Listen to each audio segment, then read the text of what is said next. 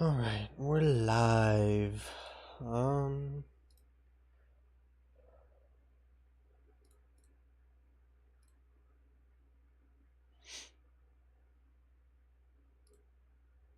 alright, we're live. Ew, that's gross.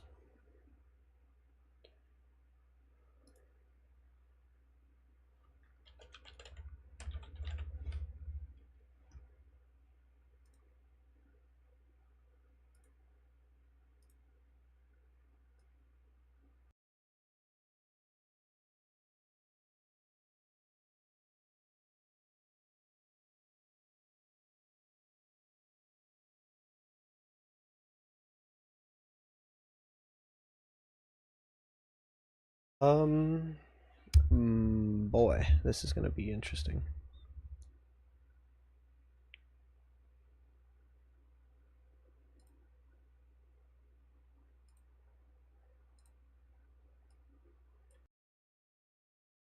Um,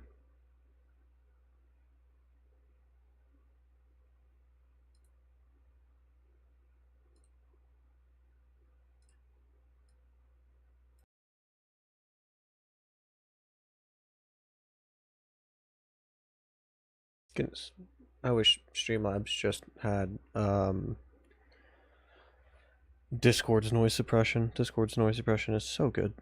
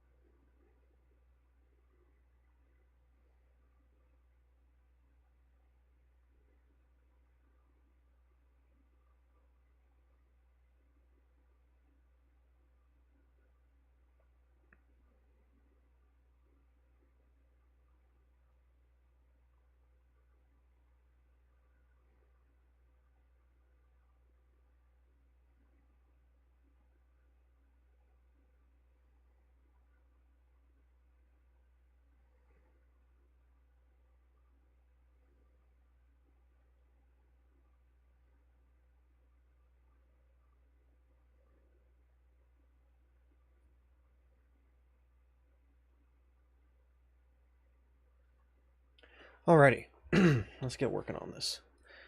Um,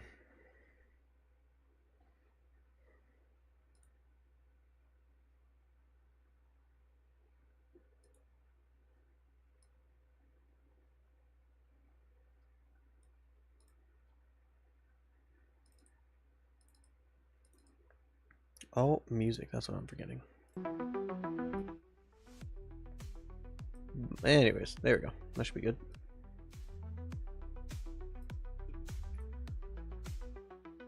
Alrighty.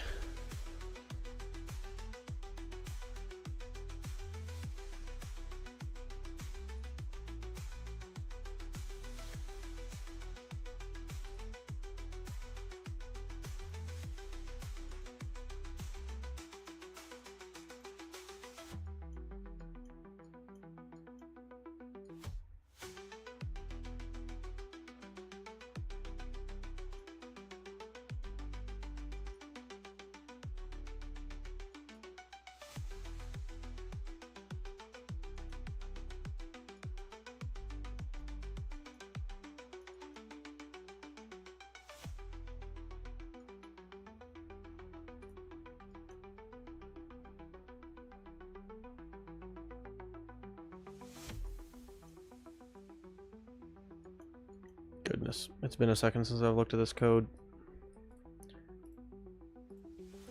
I really should comment this stuff.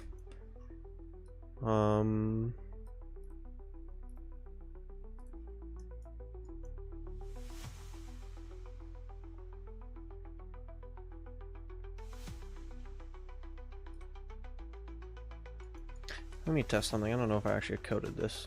If this works, then this might save me some time. Oof. I need to change something in here.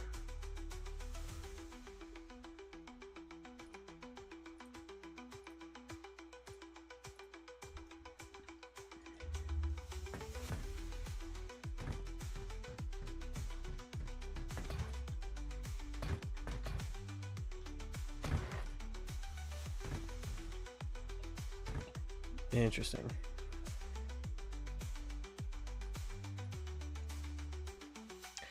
Very interesting.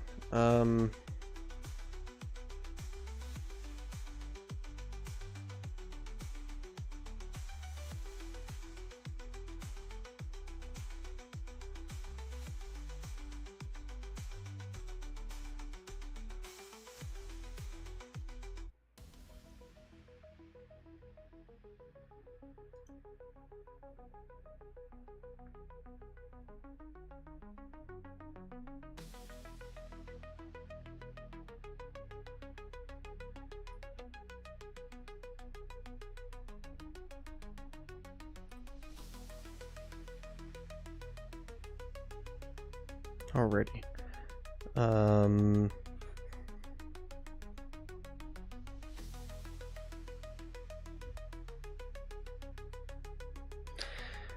Gosh, I kind of thought about this earlier, but now that I'm sitting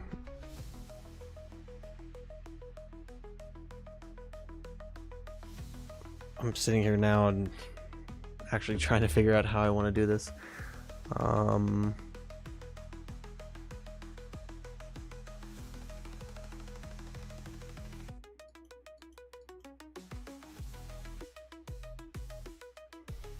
I should also probably copy this and do something. Oh boy. Oh boy, I gotta clean this code up. Ooh, what is that?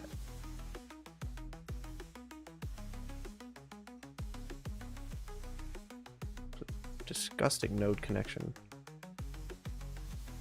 Gross. Huh. I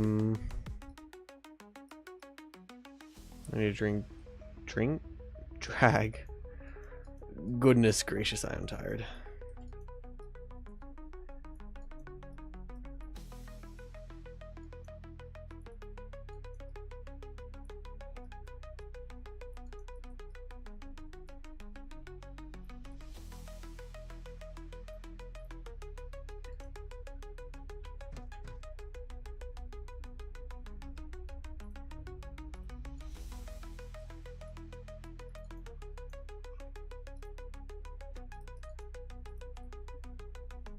Okay, now we need to come back to the Shockwave and say that yes, this has used time and it does have a duration. Use time will be 1 second.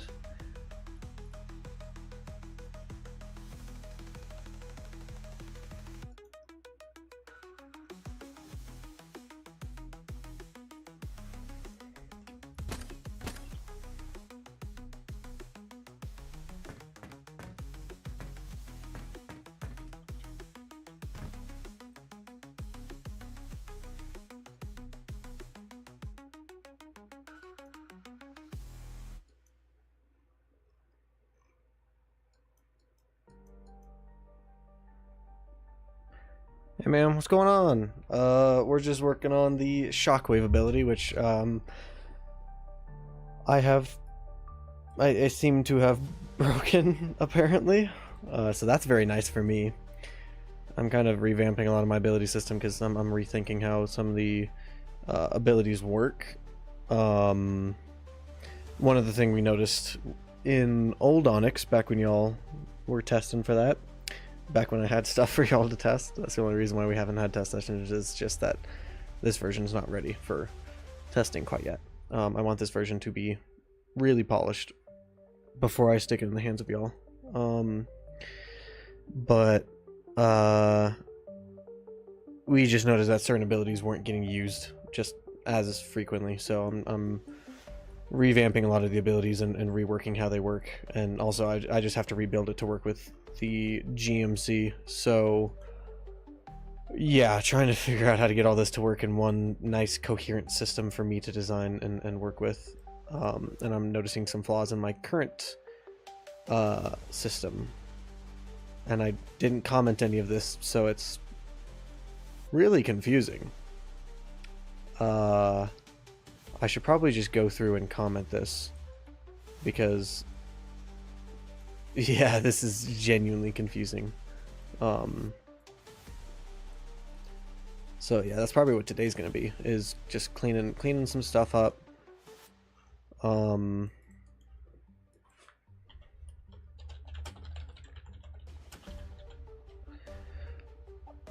am only using visual scripting for Onyx. There's absolutely zero C++ in this project. I have never learned C++, and I really don't care to. I know that, yeah, it could make the game more optimized, but realistically, blueprints versus C++ in a packaged project is,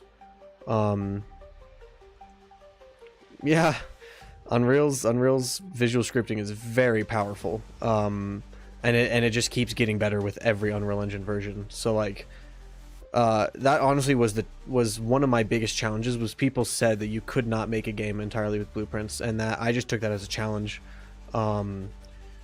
So that was one of my biggest things with Onyx, was I really tried to see if I could make Onyx completely with visual scripting. And there's plugins that, you know, expose certain functions from C++ to blueprints for you to use, and there are a lot of things that are completely limited to C++, and without plugins to expose them, there's not really much you can do. Luckily, I have friends who know C++ that can expose those things for me. So, you know, I just slip them a little money, and they can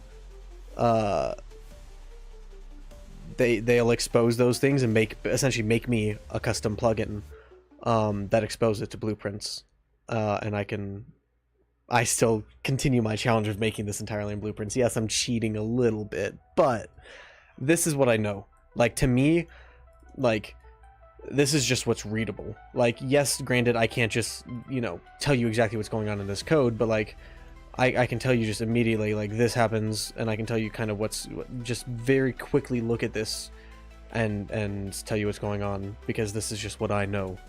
I know there are some people who can do that with just normal code, but it's like, this is just what I've become comfortable with, and debugging C++ is so hard. I've tried it.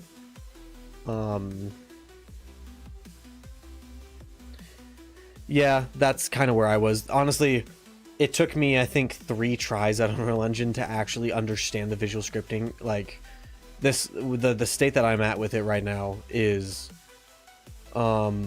it's not at all where I started. Like, when I started, first time I tried starting, like, visual scripting was just so confusing, because I had done things like Unity. I had used Unity before I was in Unreal, and so I actually started with normal coding, so visual scripting was a completely, like, new thing for me. Like, I had absolutely zero idea what I was doing, and it took me so long to learn it. But once I did learn it, like, I tried it once, didn't really work. Tried it a month later, still didn't quite understand it, and then I think I took like 6 months, and I was doing this all in high school. One day in high school, I downloaded it at home, and just for some reason it just clicked. It just, in my brain, just clicked. So yeah, it just works. So yeah, now I understand it. Now I'm making Onyx completely in visual scripting. And it works. Unreal has done an amazing job of optimizing it. It's not as optimized as C++, but that just forces me to try and design systems as best as possible in order to get the most optimization out of it. And I'm not the best at like, I'm not the most insane person at visual scripting, but I would consider myself to be fairly skilled in it. So, but yeah.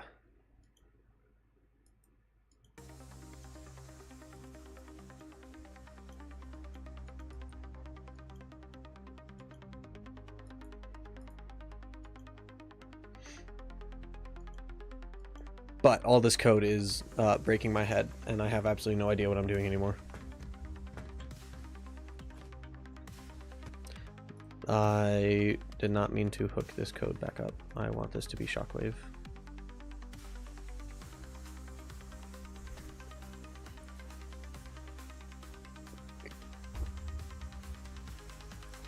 Because I broke something, and I don't know what I did.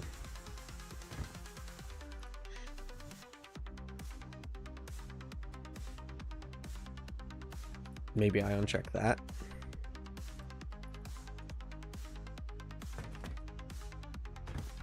Huh. I don't know what I broke. I gotta go back and look through all my code. Figure out what's going on.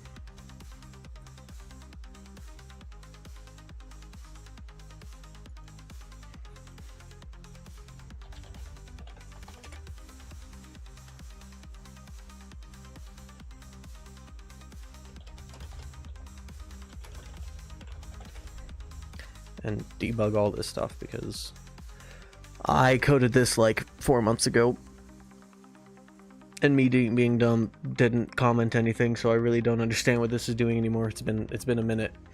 Also, I should not be playing with 2 players because that just makes it lag, and streaming and playing with 2 players is probably not good for my performance.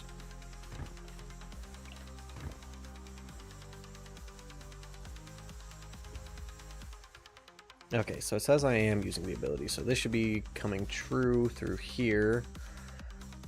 And if it is true, we're setting this still to true, and then we're checking if use time is above 0. If that is true, then we do this stuff and we tick it down. That's what that's doing. And if this is not less than or equal to 0, meaning we still have percentage, then it's updating the percent. And then that's all that's doing, and then it's running ability tick.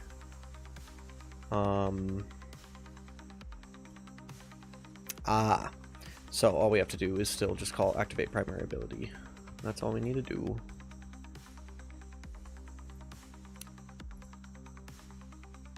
And in theory, our player should get launched upwards now when we press the button. Yeah.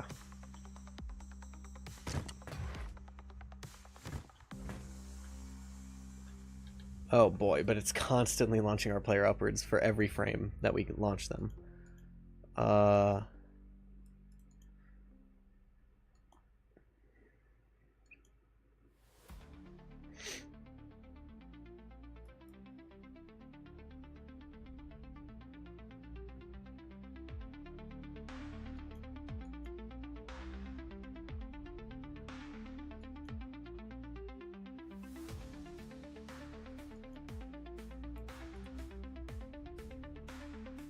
Wait a minute, then where does the has duration come in?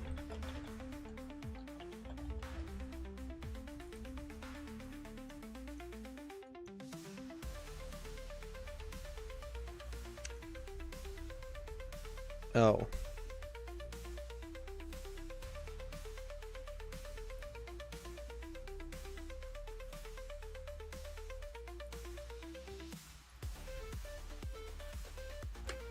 Maybe I set this up wrong. Let me see.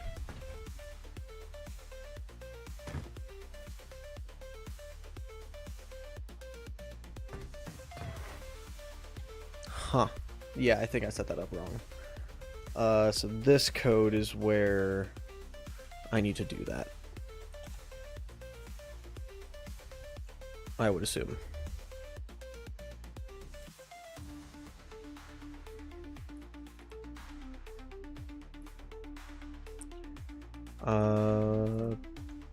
We need to get this,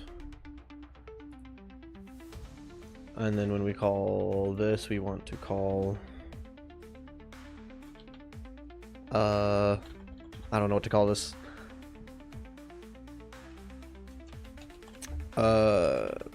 Has custom percentage handling? Sure.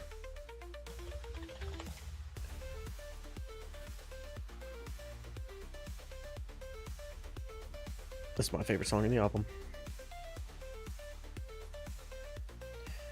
And then interfaces has custom percentage handling should be true on the Shockwave. If it's not,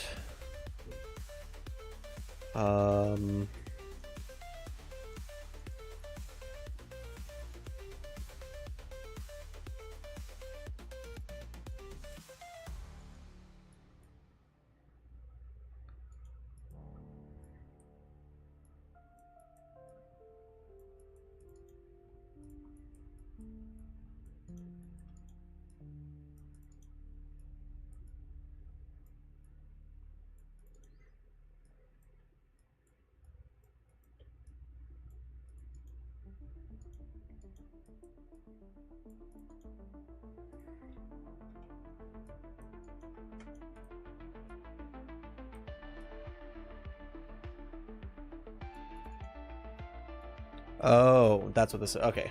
I'm starting to slowly remember this system that I set up. So basically what this is if it's a one-time use ability, but the ability has a duration, essentially the thruster pack has a duration because it thrusts you over time. It really is the only one that has a duration.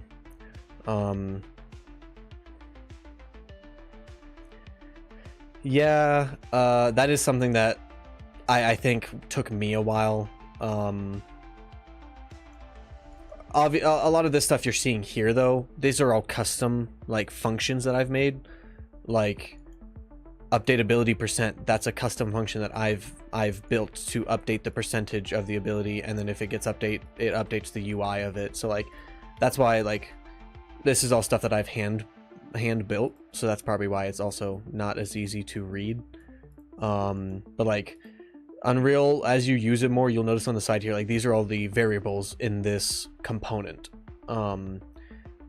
This is my ability system component that gets added to the player. So each variable kind of has its own color. Enums are like this like teal color. Booleans are red. So like if you see a variable with a set or a get, like this is a get and this is a set, and you can see the sets because they say set, but the gets are just this kind of one output node. But if it's red, then you know that that's a boolean. If it's this blue like this, that's a structure, so it's just like a combination of variables. This is like an object reference because it's this like aqua color. This light green is a float, and so like you'll kind of start to notice that, yeah, everything kind of has its own color. And it's just as you use Unreal Engine more and more and more, you'll just get very used to what those things are doing. That's why like if I zoom out, I can tell these are booleans. These are all float stuff because it's all got green, like that light green wires, because it's all numbers. It's all doing math with numbers.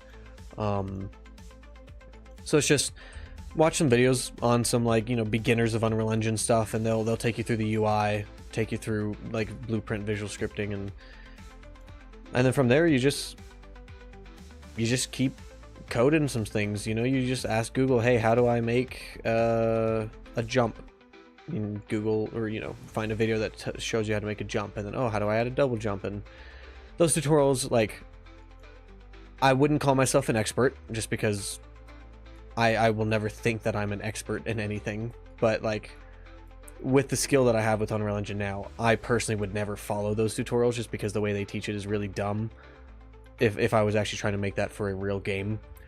but they do teach you a lot of the basics of Unreal Engine, and it does teach you how those nodes work, what nodes to use, and you know, what the nodes do themselves. And that's where you kind of have to start, is just learning what the nodes do and how to hook them together, how they work when you, like, how they work together when you plug them in together.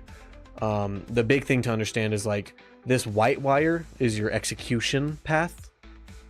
So, like, if we look at the beginning of this, anytime this receives the tick, which is run every frame, you can see this white wire and you see it goes through. So this is the first thing that gets run. It's setting this float value of delta time. And then the next thing it does is it runs to this print string. And then the print string runs to that. So you kind of just follow this wire and you can kind of read your code linearly. And so, like, you know, as you get down here, it's saying a sequence just runs things in order. So it's saying first, it'll run this code. And then, okay, this runs this branch. If this Boolean is true, then it goes and runs this. Okay, you know, that's that. Next thing it does is wants the usability to false. And then, you know, bada bing, bada boom, it checks this Boolean. If this Boolean is true, it does this. And then if this Boolean is true, it does this. So, like, a lot of code, like, personally, I would say a lot of code is literally just saying it out loud. Like, you literally just say the technical mumbo jumbo of what you want to happen. Like, a jump, if, you know, or on key press, so on jump or on spacebar pressed, you know, add force to character or add impulse to character. That's what you would do for a jump. And then, like, oh, every frame you want to check if the player is, you know, I don't know, touching grass. So you do, on every frame, you just check. You would, like, get the ground from the character, because that's something that most character controllers have, is you can get the current ground. And you get material. Check if that is equal to grass. And then you do a branch. If that is equal to grass, then yes, it's true. Do whatever code you want. If it's false, you know, do something else. So a lot of code is literally just saying it out loud. So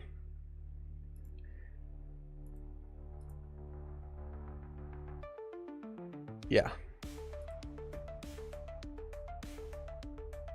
And I need to go add another thing in here for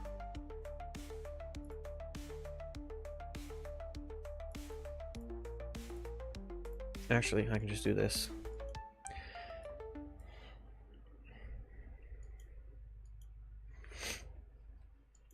If use time is greater than 0, and we have duration,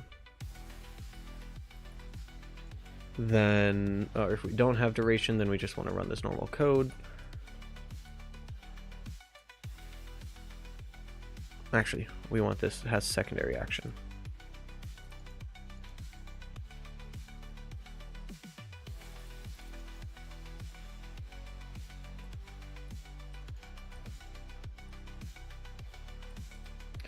So if we have secondary action, yeah, I mean, that's what I was. I was an average Joe. I mean, I have literally not gone to school for any of this, and I would like to say I'm doing pretty well for myself. I mean, I've got, I mean, yeah, you look at all this, like, this is a fully working game. I mean, we've got multiplayer working with lag compensation and all that, like, I've got some game feel stuff in here that I've just learned over the years. Like, yeah, pretty much anyone can just make games now. It now comes down to not so much the skill of the person, but the idea of the game. A lot of game dev, in my opinion, I mean, others can have their own opinions or whatever, but in my opinion, a lot of this comes down to, a lot of game dev now just comes down to the game idea. I mean, you look at Concord, that was just a terrible game idea. Like, just the game itself, from what I understand, I haven't seen gameplay, so I really don't know what Concord was all about. Like, I know it was a hero shooter, but like, from what I understand, it's just the gameplay wasn't fun. the art just wasn't memorable. The characters weren't memorable. Like, and that was made by a AAA game company. That was made by Sony. So it really just comes down to your game idea now. If your game idea just isn't good, unfortunately, I'm sorry for you, but your game's just not going to succeed. Is my game idea good? I would like to think so. It's purely up to others, but I mean, so far from the feedback I've gotten, it is also dedication too. But like, you know, you can be dedicated to a game. I mean, Concord, I'm sure their team, like I was talking to a buddy the other day, and he was saying about how one of the Concord artists was kind of like, not butthurt per se, but like he was kind of a little annoyed with how his characters were received, like how just nobody liked the characters, everybody was trashing on them. But he put in the time, he put in the effort to make those characters. He seemed like he really liked those character designs, but they just weren't memorable. So it's like, he had the dedication, but just the idea from the get-go was just not good.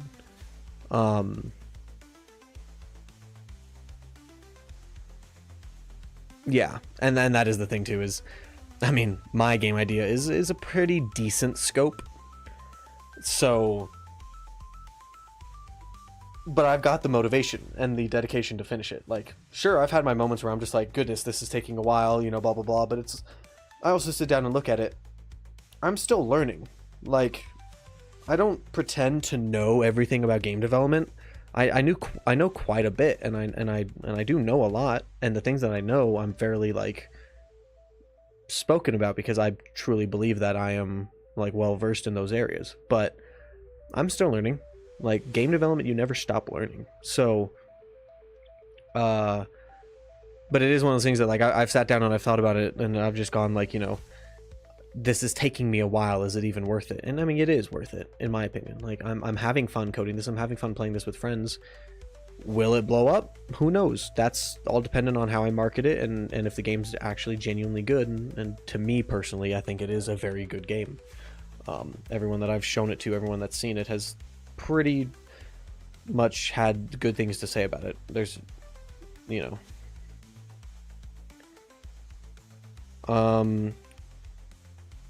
yeah, I think Concord was in development for 6 years, something like that. I haven't really followed up with that.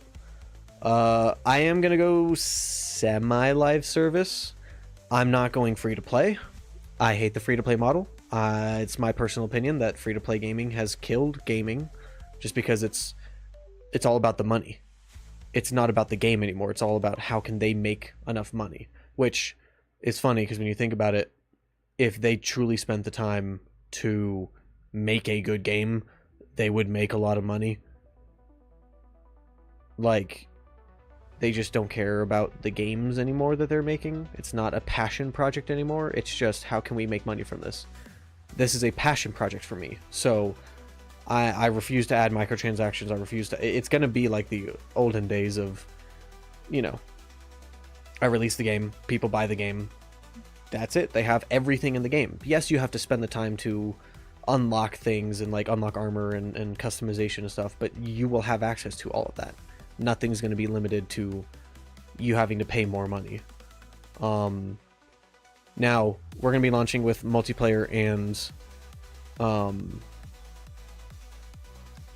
I mean, that is what Onyx is. I mean, everything is going to be purely cosmetic, but it's still the thing of cosmetics are a huge thing that I'm not gonna, you know, like Call of Duty is the worst one, because it's not free to play, but it is still the free to play service where you pay $70 for the full game. Yes, you get zombies, yes, you get multiplayer and campaign and all that, but now you have to spend even more money just to make your character look how you want and make your gun shoot colorful colors.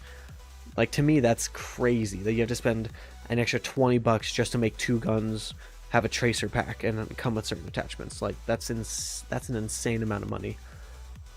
And I mean, it works because people are shills who just love to throw money at Call of Duty. I mean, hell, I've thrown the money at Call of Duty. I've bought stuff in Call of Duty, so I'm no better than other people. I'm not saying that I'm better than them. But it's like, I'm fine with spending money in free-to-play games because it's free to play. And really the only reason why I would buy stuff in Call of Duty is just because I'd buy 1 or 2 packs. I wouldn't go buck wild with it and buy just a ton of crap because I already spent the money to buy the game. But I prefer the good old days where you buy the game, you just have to put in the time to, you know, get your character to look how you want. You can't just, like, exceed that.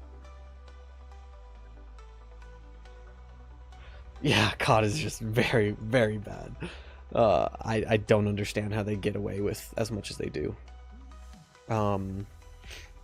It's genuinely crazy to me.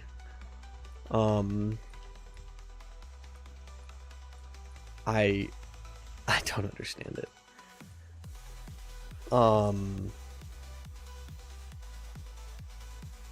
Yeah, I don't know. I could not tell you.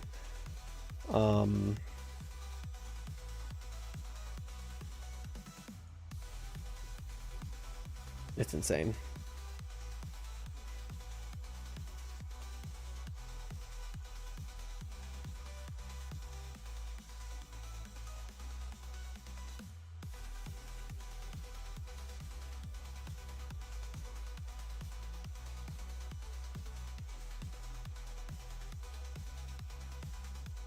Oh yeah, same thing with Halo. You take the original Bungie and you tell them to make a modernized Halo game, I guarantee you Halo would be back on top so fast. But unfortunately, it's just not how it works.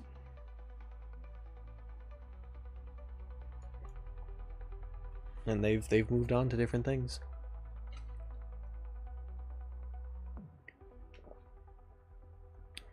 Alrighty, I'm kind of lost at what I was doing. I understand what I'm trying to do, but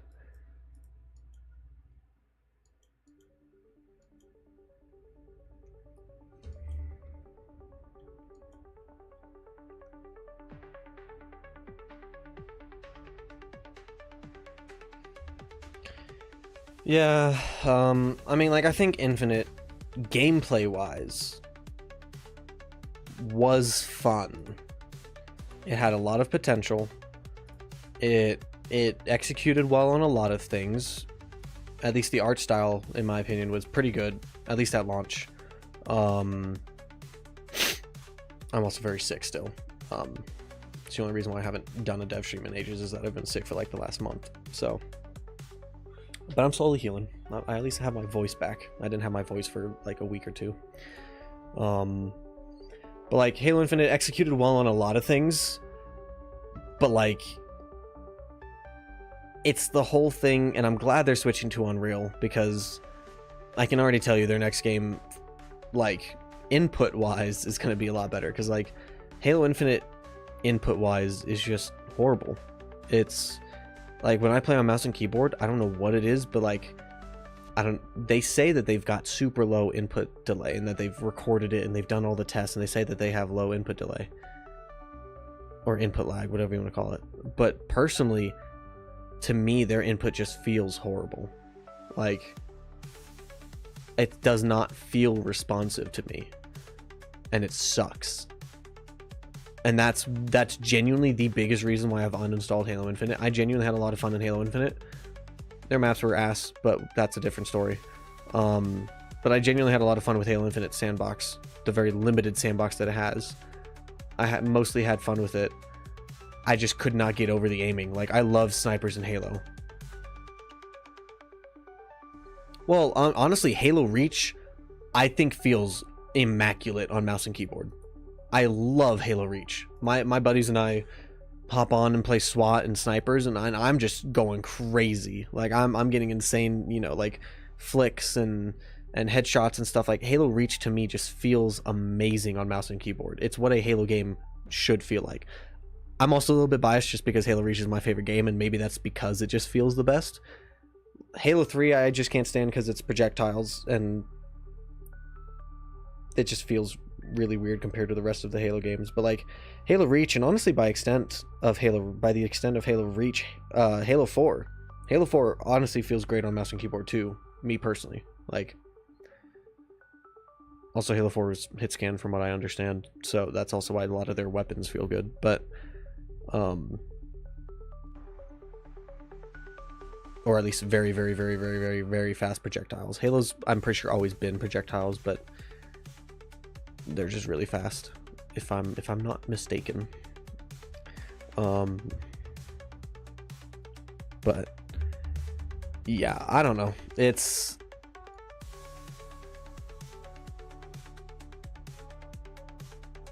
is what it is, I guess. At the end of the day, it's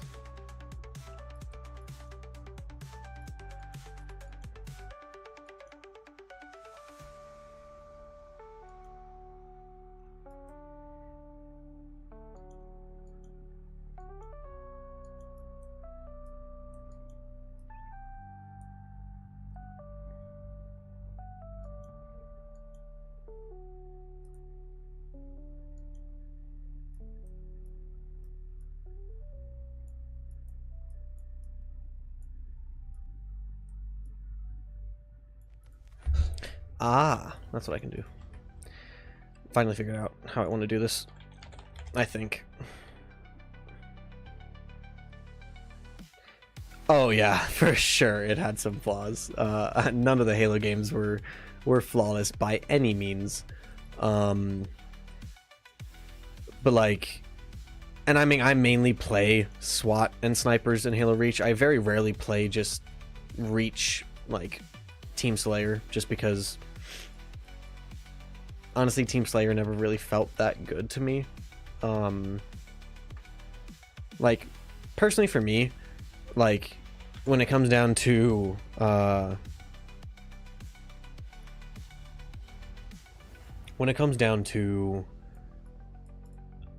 gameplay, Halo 3 for me is like the big one that I can play Team Slayer on Halo 3 just because the maps were good, the weapon placements to me felt good. Like, granted, I don't like the projectiles in Halo 3. I just deal with it. But like Halo 2, Halo 3, honestly Halo CE, I can play Team Slayer in that. But Halo Reach, maybe it's because of the bloom, but like gunfights with normal shields just didn't really feel that good. Now, you give me a needle rifle, I can wreak some havoc with a needle rifle. Like, that's where I go crazy.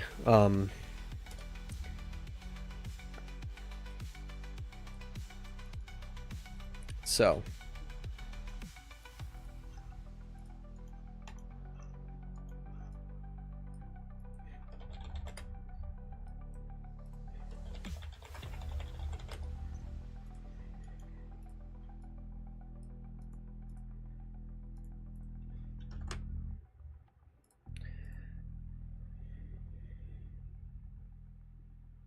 oh yeah, no, exactly.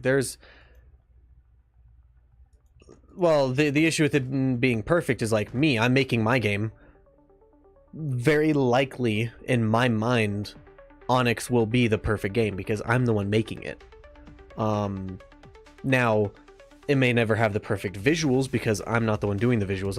I'm contracting that out to people. And well, not really contracting it out. A lot of it's freelance. Oh boy. Oh boy. This is very interesting. I can just keep going up. This is that I can just keep pressing the ability key and I can just keep going upwards. This is very nice. Very nice indeed. Probably is doing that because I didn't hook this up. I guarantee you if I hook this up like I was supposed to.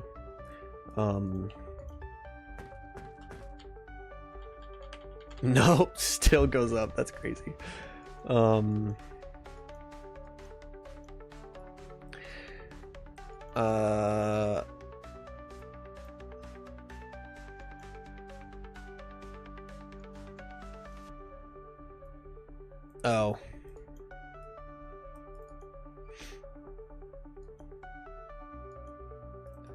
We should probably do this.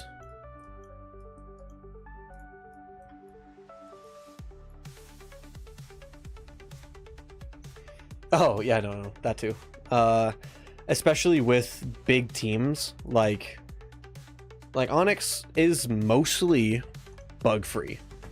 Like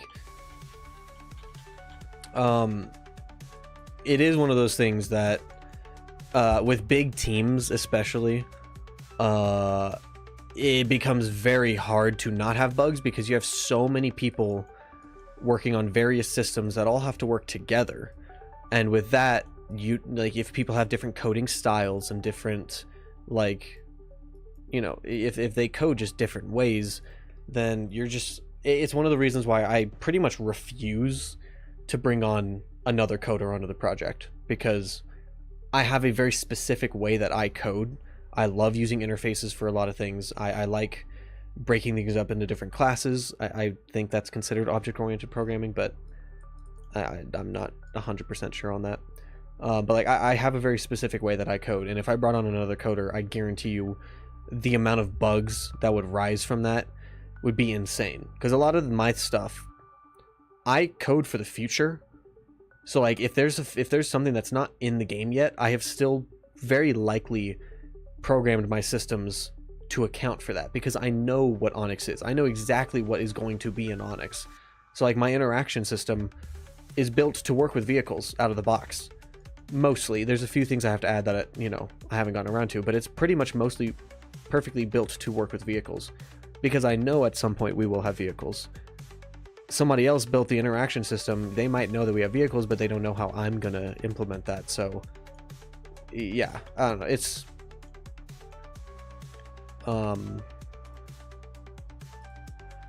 yeah, I refuse to bring somebody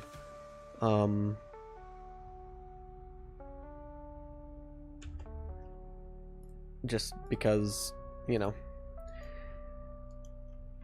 don't know. It is what it is.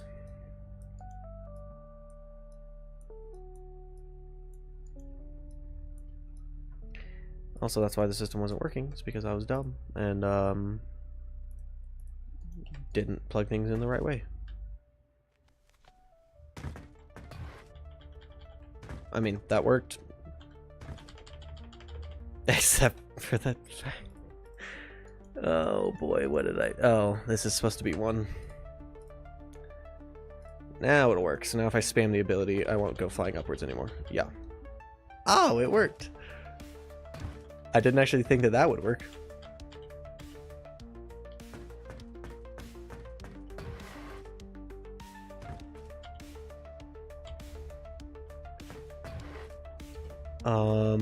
Where am I calling that? Activate secondary ability.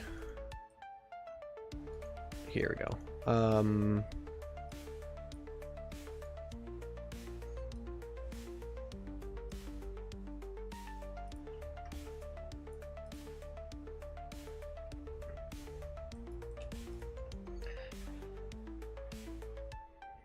But even going on the point that you weren't talking about, like, there will never be a perfect game in the eyes of the community, also just because everybody has different playstyles.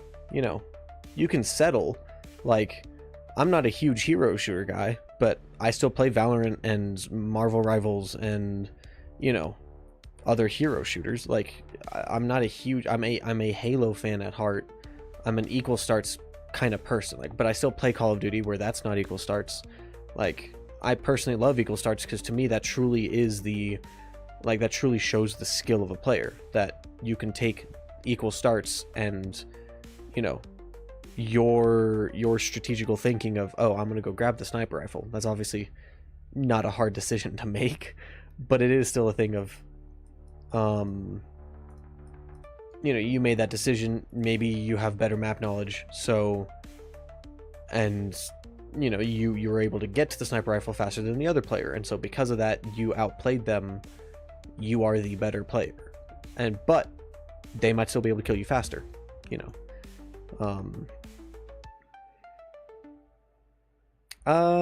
as a new dev, yeah, that is exactly how it was for me. As a semi-experienced dev, what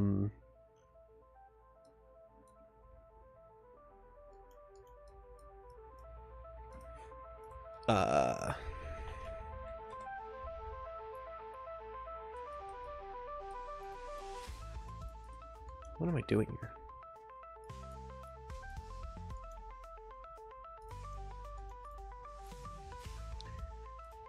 Yeah, as a semi-experienced dev, I would consider...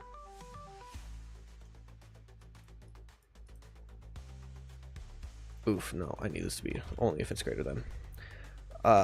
It becomes less of just throwing paint on a wall and hoping it dries to your liking, and more so, did I use this brush stroke properly? You know, like, I know how to do everything. I'm not kind of just plugging stuff in at random. Well, sometimes I do still. Oh boy. Am I doing something wrong? What am I doing wrong?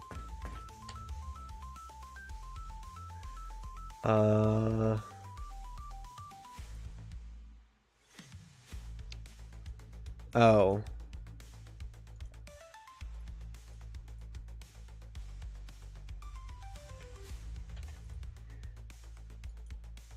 If we are using the ability,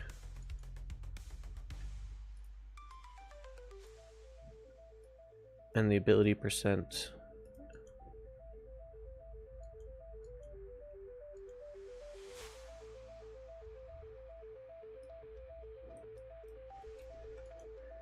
this code needs to go up here, where, yeah, if we want to use the ability, but the ability percent, what am I doing? See, I just, like I told you, I'm still just plugging things in at random, and then I realize what I'm doing, and I'm like, oh hell no, that's not the way it's supposed to be. So yes, if we have a secondary ability, which the Shockwave does, it's not only a double jump, it is a double jump and a ground pound. That's what I'm trying to get working, is the dual system. I'm trying to make it more intuitive for the user, because I had this working yesterday morning, or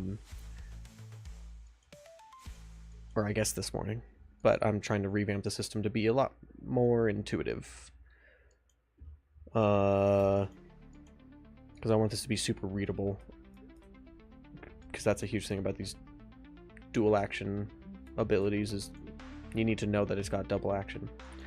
So if it's not greater than or equal to 1, which means it's less than 1, and we have a second action, and it's also greater than 0, which means it's in between 0 and 1, then we activate secondary ability. We don't need this here anymore, and we set is using ability to true. That might still break some things, but we'll get back to that. In theory now, what should happen, we'll see if this does, you'll see my coding expertise based off of if this works or not, but what should happen is when we double jump, you'll see us double jump, and you should see the ring down here going down. You should see it like dissipating, and then if we press the ability key again while that ring is going down, we should do a ground pound, and if we press it after it's hit 0, it shouldn't allow us to do a ground pound. So we'll see. First, I'm just going to test the double jump.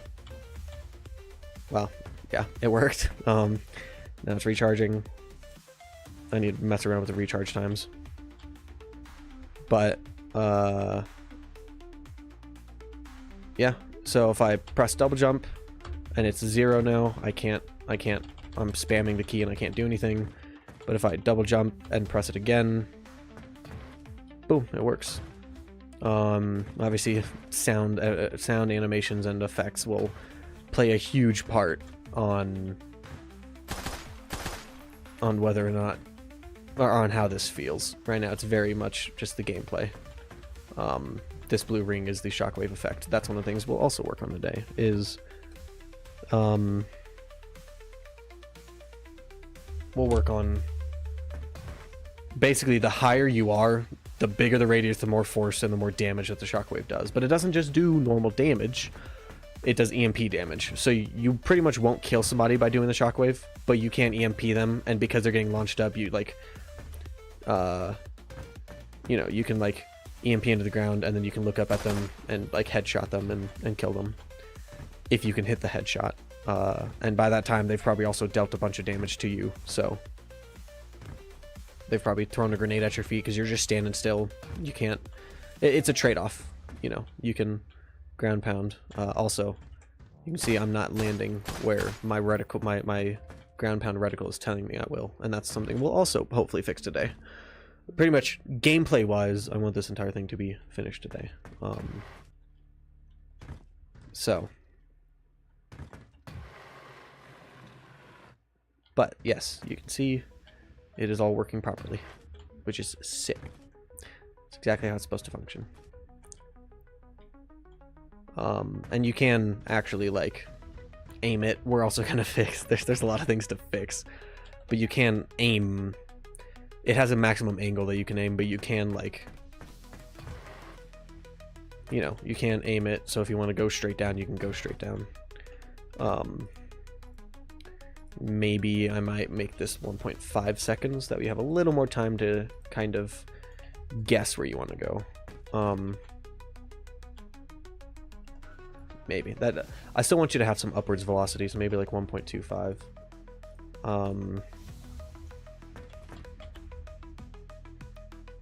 Yeah, that feels decent.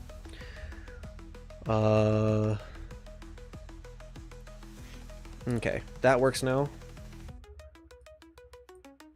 Pretty much exactly as I want it to.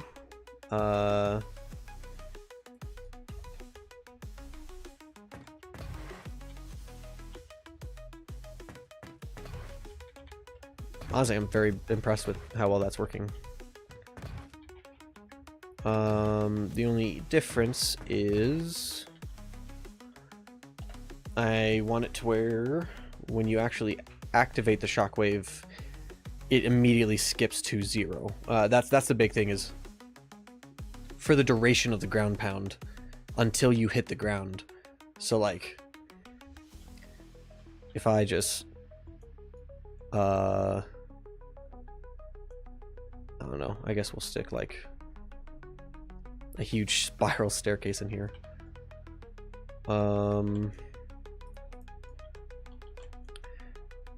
Number of steps, let's just go like 500. Oh boy. Stairs angle. How many rotations is... Actually, I can just do 360 times 8. Oh boy. Stairs height. Let's go 20,000. So 20 meters tall. That's so stupid. What is this? Let's go 30,000. Yeah. Stairs type sloped. Oh, that is the underside of it. Closed. Oh no, that is not what we want. Whatever. We're just gonna try that. So now we've got it. Oh boy, that's way too small. I'm not even gonna say anything. Stepped width 300. There we go. That should be good. So essentially, if we walk up this super long staircase. See, if I had zip lines back in the project, this wouldn't be an issue. But yeah, basically, for the duration that you're falling down to the ground, your ability won't recharge. It'll only recharge once you've hit something. And that's where I need to figure out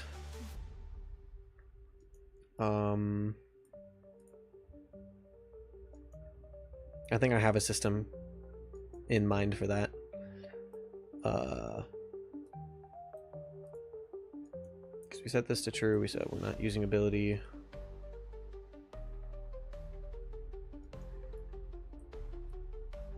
And we pretty much want to run ability tick.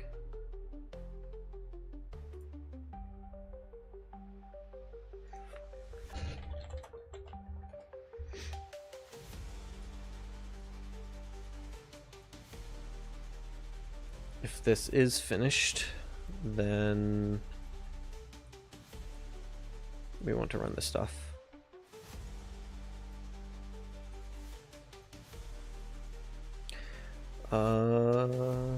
And then delta time we stick into here. Oh shoot, we have to use the ability component.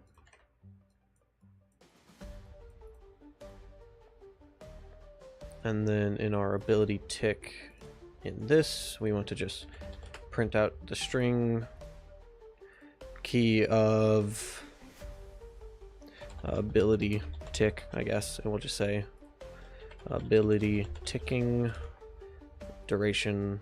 We'll leave that as whatever. Actually, make that like 0.1 so we can tell when that goes away. Color, we'll do a decent yellow for that.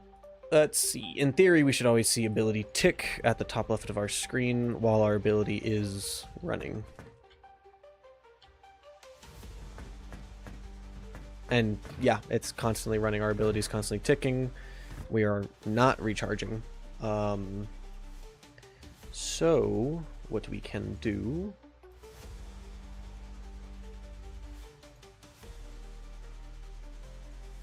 is when we activate our secondary ability, we can set this boolean of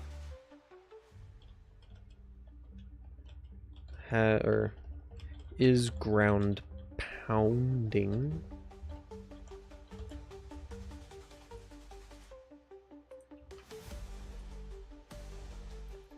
And then we set that to true, and then basically when we hit our surface we can set that to false.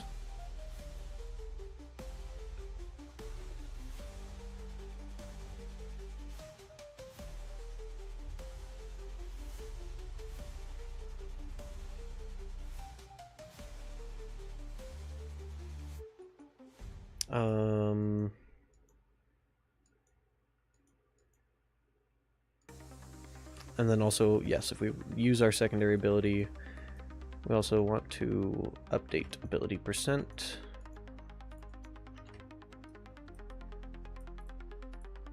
To 0. And in theory,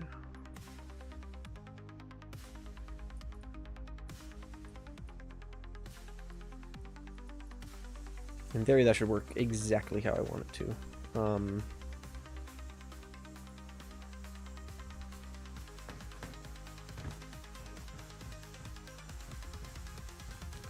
Okay, so if we jump from here, jump, and we ground pound, it sets it to 0.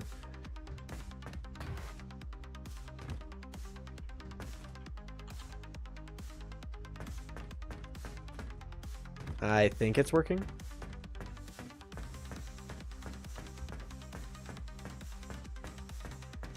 Go really high.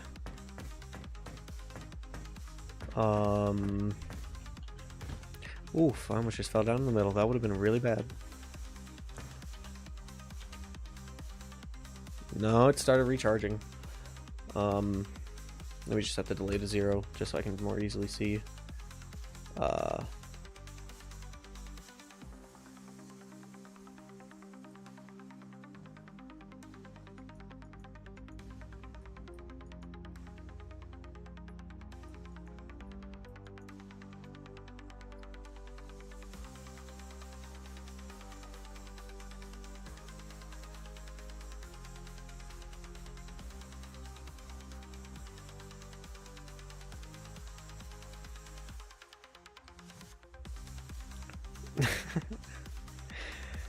What up, Galicia? This game is Project Onyx. It's you know what it is.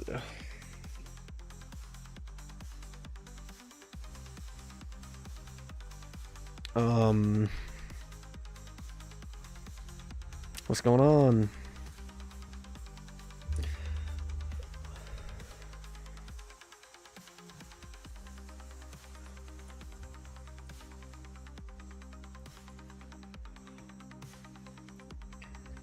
Okay, I need to figure out what's going on with ability charge percent, because ability charge percent is less than 1, and we're not using an ability. That's the difference. But basically, if ability charge percent is less than 0. Then we run this code, and once this is less than 0, then we're running update ability percent. And then we're running ability tick. So this should still always be running.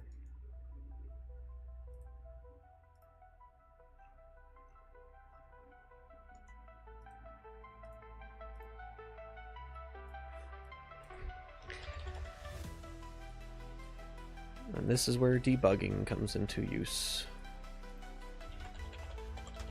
So I obviously can't see what code is running. Well, I mean, I can enable the debug stuff, but I really don't like the way that visual is.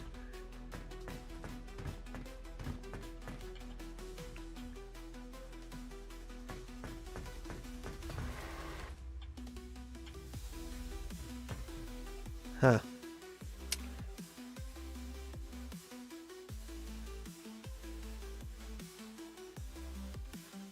Interesting. Oh,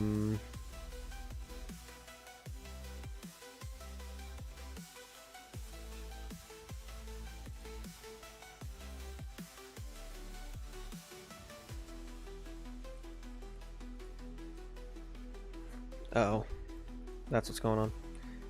I just need to set this to 0.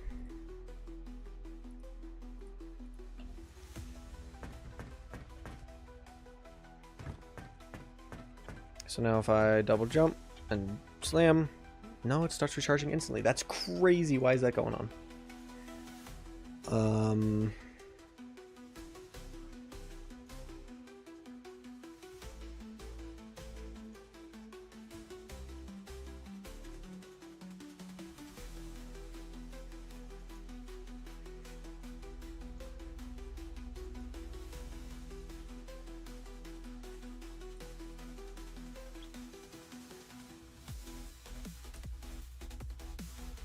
Because this should only be recharging. Okay, let's try this. Because then we know where the issue in the code is.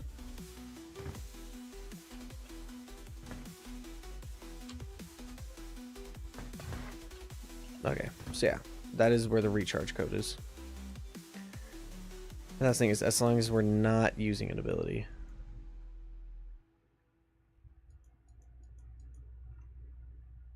So what if you disable this?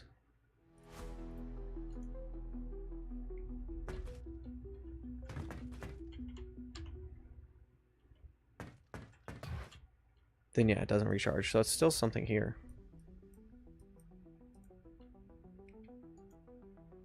Oh, I'm stupid. I'm so stupid.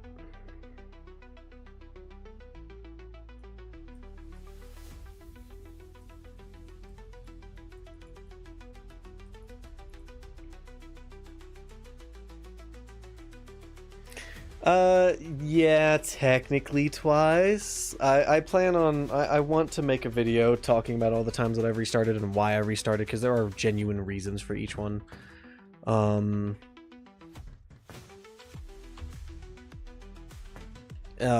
But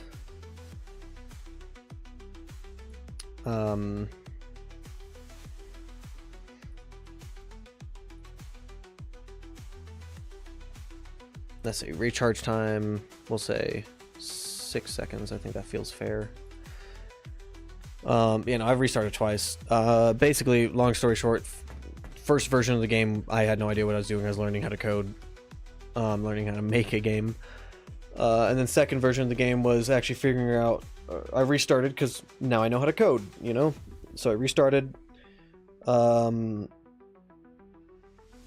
then it was kind of, the reason for Gen 2 was figuring out what I wanted for the game. So it was really nailing down the tech, the gameplay, actually, like the gameplay's gameplay, I guess. And that was the whole reason for Gen 2. And then Gen 2 also then, once I got the gameplay down, then it also turned into learning lag compensation, how to properly make a multiplayer game. I knew how to code, but I didn't know how to code for multiplayer. And then, yeah, yeah, he was one of the first testers. He played the Gen 1 version like day one that it was available, so he knows all about the game. He's He's a very close friend. Unfortunately, not close enough. No, I'm kidding. But basically, yeah, Gen 2 was figuring out what we wanted for the game, and then figuring out how to code multiplayer. And then now that I know how to code multiplayer and I know how to code, or I guess flip that, now that I know how to code and how to code multiplayer, that's what this version is. This version is the polished phase. So yeah. This is the actual game now. So officially, if you really want to say it, you could say that I've only been working on the game for 10 months. This is 10 months of work, working on and off between work and hanging out with friends and, you know, living life. The versions before that, we're still trying to figure out what the game was. I consider that still working on the game because I was still working towards a goal. But yes, technically I've only been working on the game for like 10 months because now I know exactly what I want. I know exactly what the game is, what the art style mostly is going to be, what I want for the sounds mostly, and I actually just talked to a sound guy. So in theory, we should have some sound updates for y'all soon. Maybe in the next like 2-3 weeks. And then also what I wanted for... and I also know how to code network wise, so I've done a ton of research on lag compensation, and that's one of the videos that's going to be coming out soon. But yeah, pretty much, Galicia.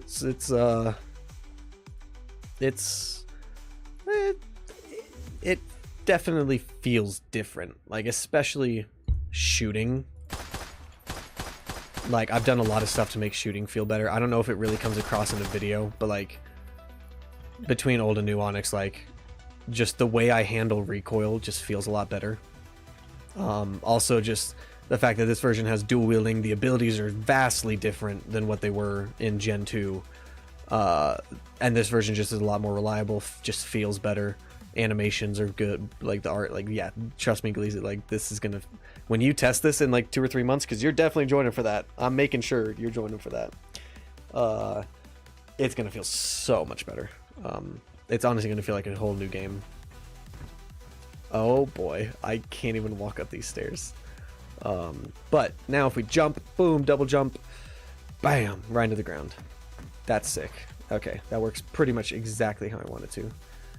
Recharge delay we need to make slightly bigger. I don't want it to recharge until you have actually or like until your camera gets back into your player. Yeah, feels pretty, maybe a little longer. Or shorter, my bad. I is very dumb sometimes. Okay, so why does 1 second feel way too short, but then 1.25 seconds feels super long? Okay, that feels better. I don't know. Maybe there's some. Maybe I just wasn't thinking properly. Alright, that works. The whole system works. That's exactly how I want it to function. Next thing we need to do is get the UI for it, because right now it's using the turret icon, which I don't actually... Yeah, I have invis right now, so that's also one of the things. If y'all want to see the roadmap for this polish phase, I'll show y'all. I ain't hiding anything.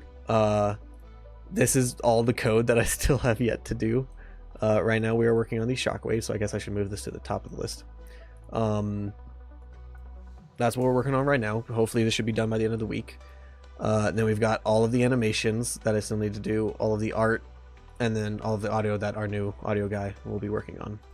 And then just, yeah, I need to make sure all the crystal color stuff works, because that's a huge portion of the game.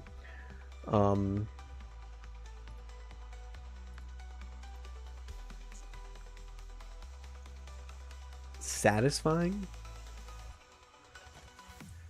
I don't know why I read that as those stairs look terrifying, not satisfying. Don't know why I did that.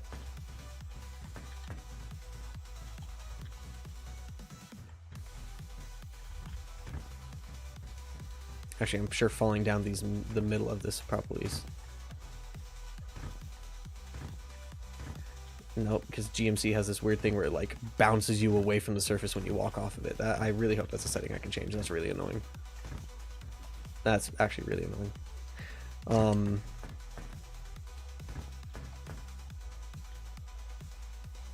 But yeah.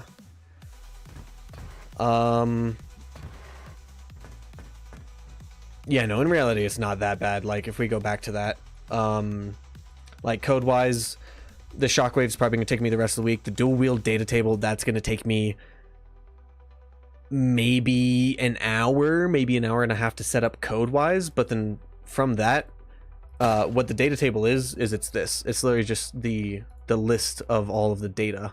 It's a table of data, hence the name data table. Like this is the weapon data table, so this is what I have for the pistol and SMG. And basically what it's going to be is it's going to be an identical data table just specifically for dual wield weapons. So I'm just going to copy the base stuff from this weapon and bada bing bada boom, just change some things like the spread and the recoil and damage and stuff like that. So really it's not going to be that hard for that. That's going to take me maybe a day or two. Adding the assault rifle, it's probably going to be a 2-3 day project. This is going to take me like an hour. ADS is probably going to take me like a full day. This is stuff that I'm going to be doing on and off with the animation stuff because it's just revamping the code. Fixing all the dual wield code will probably take no more than half a week. This is something I can do in a day. This is something I can do in a day. That's very likely something I can do in a day or two. That's a day or probably actually like half a week. That's something I can probably do in a day. These two I can do in a day together. I mean, yes, the balancing is a whole big deal of it. I've definitely fought myself a ton on how to balance dual wielding. Code wise, at least with the way I've built my weapon system, it wasn't that hard to do. It's already fully functional. It just doesn't have the animation, so it just doesn't look right.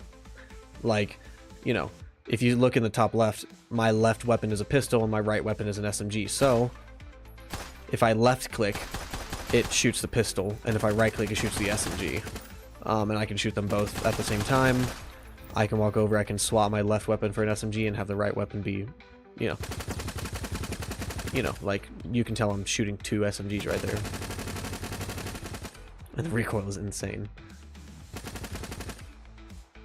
So like for me it wasn't that hard because I built my, again, the whole thing that I was saying earlier about building your systems for the future. I knew I was going to have dual wielding, so when I built my weapon system, I built that with dual wielding in mind.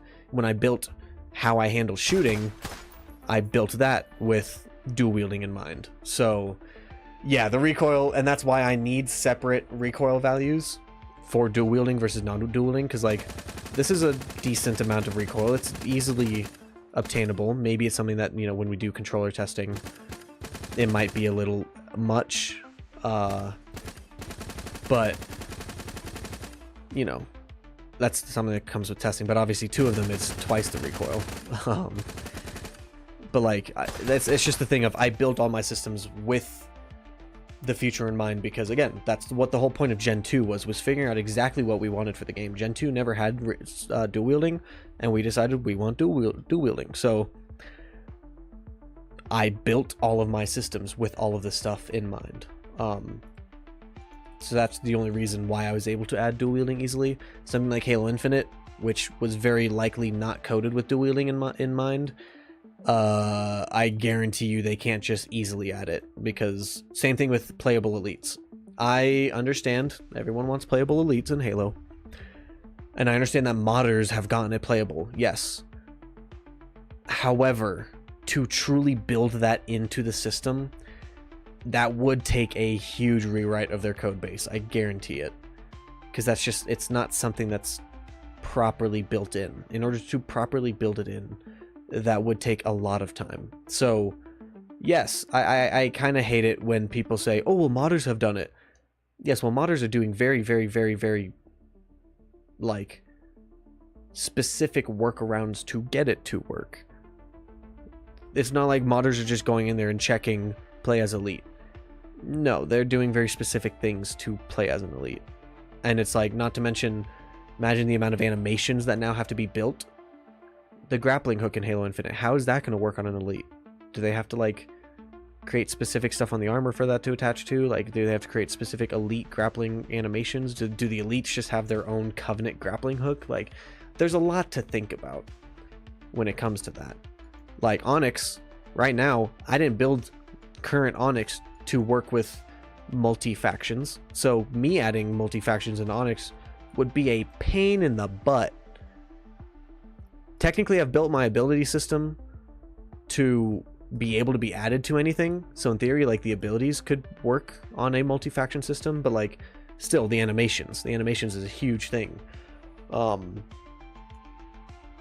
So yeah, that is it is what it is. But anyways, I guess we should go to the checklist and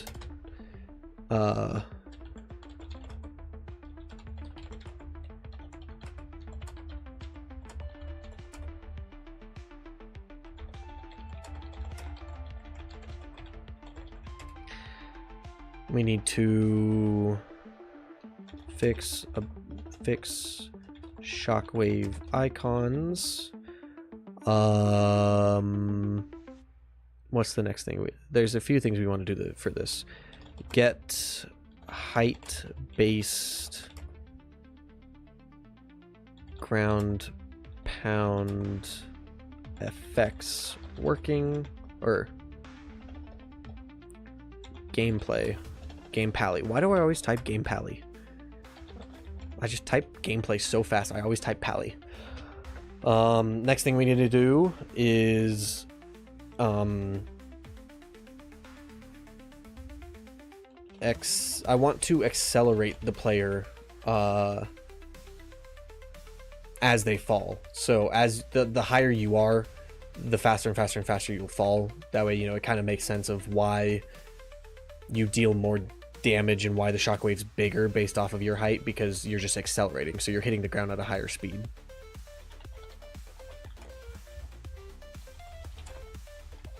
And that's also where that ability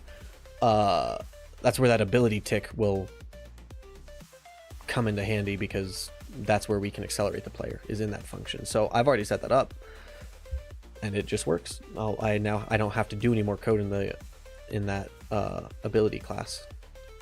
Let's see, we did this, so we can check that off.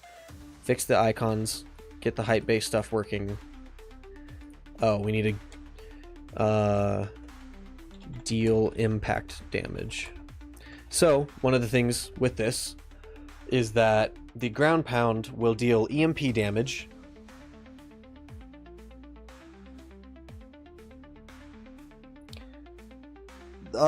the issue with that question is that because I am one man coding this on my own, I can't give a date for anything. Like, even just for this upcoming test session that will be, you know, semi-private. It's the semi-private pre-alpha. It'll be kind of open to the public, but it's going to be very limited. So I guess it's a limited access pre-alpha. I would like for this stuff to be done, like, essentially I want to give myself 3 months. I think that's enough time. I'm not going to force myself to get it done in that amount of time, but I think that's enough time to get all of this stuff done. However, there's no telling what's going to happen in life. Like, maybe, you know, there's just one week at work where I'm just absolutely, you know, shot. Like, I don't feel like doing anything when I get home. I just feel like laying down or maybe watching a movie. Like, I'm not going to force myself to code just because I want to get it done by a certain date. That's how you burn yourself out. That's one of the things that I used to do. That I used to come home and be like, I gotta code. And that's how I burned myself out on a lot of the early versions. This new version, I've got limited time. So it's like, if I want to spend that time resting, I'm going to spend that time resting. Otherwise, coding feels like a chore. And the last thing I want is for coding my dream game to feel like a chore. So Yeah. I would like to say when, but unfortunately, that's never worked out. 3 years ago, I said that I wanted to release in a year. Obviously, that has not happened. I'm still expecting this to take probably another 2 or 3 years. Just simply because, honestly, art being the big thing. Like, and if we still have vehicles and maps to design, like, my level designer is great, and he designs maps like crazy. He just pops out maps like every day sometimes. He's a great map designer, but it's like those maps need tweaking, you know. He doesn't make a perfect map on his first try, just like I didn't make a perfect game on my first try. You know, those things require tweaking. It's just unfortunate. Unfortunately, I can't give you a date. I can give you I would like to be done around this time, but basically once this polish phase gets finished, that's when I'll really start to dive a little heavier into the whole content creation side of things. Like, because the issue with content creation is people want to see stuff. They want to see stuff that looks good. And that's what the whole point of this polish checklist is the game should look, feel, play, everything should be good. But it's going to be a very limited sandbox. Like, we're only going to have 3 weapons in the sandbox for this polish phase. So it's not exactly going to be a finished game, but it'll look better. We'll have VFX, we've got a basic player model, we've got basic weapon models. People can kind of understand what the game's supposed to look like and kind of get an idea for that. And that's when I expect the community to really start building up a bunch. Hopefully getting some more people for things like art, where we can make the game look even better. Because, yeah, sure, this doesn't look horrible, but it doesn't look great either. Yeah, pretty much my expectation is give or take 2 or 3 years for what I want to release with. I could release earlier, however, I refuse to release an unfinished game and a broken game. And gameplay is one thing. I still have to set up the menus. The menus are like, if you want to see what the main menu looks like right now, the main menu, this is the main menu right now. It's very bare bones, very basic. Like, it's not at all ready, like, for any sort of gameplay, or not. It's not anywhere near ready for release.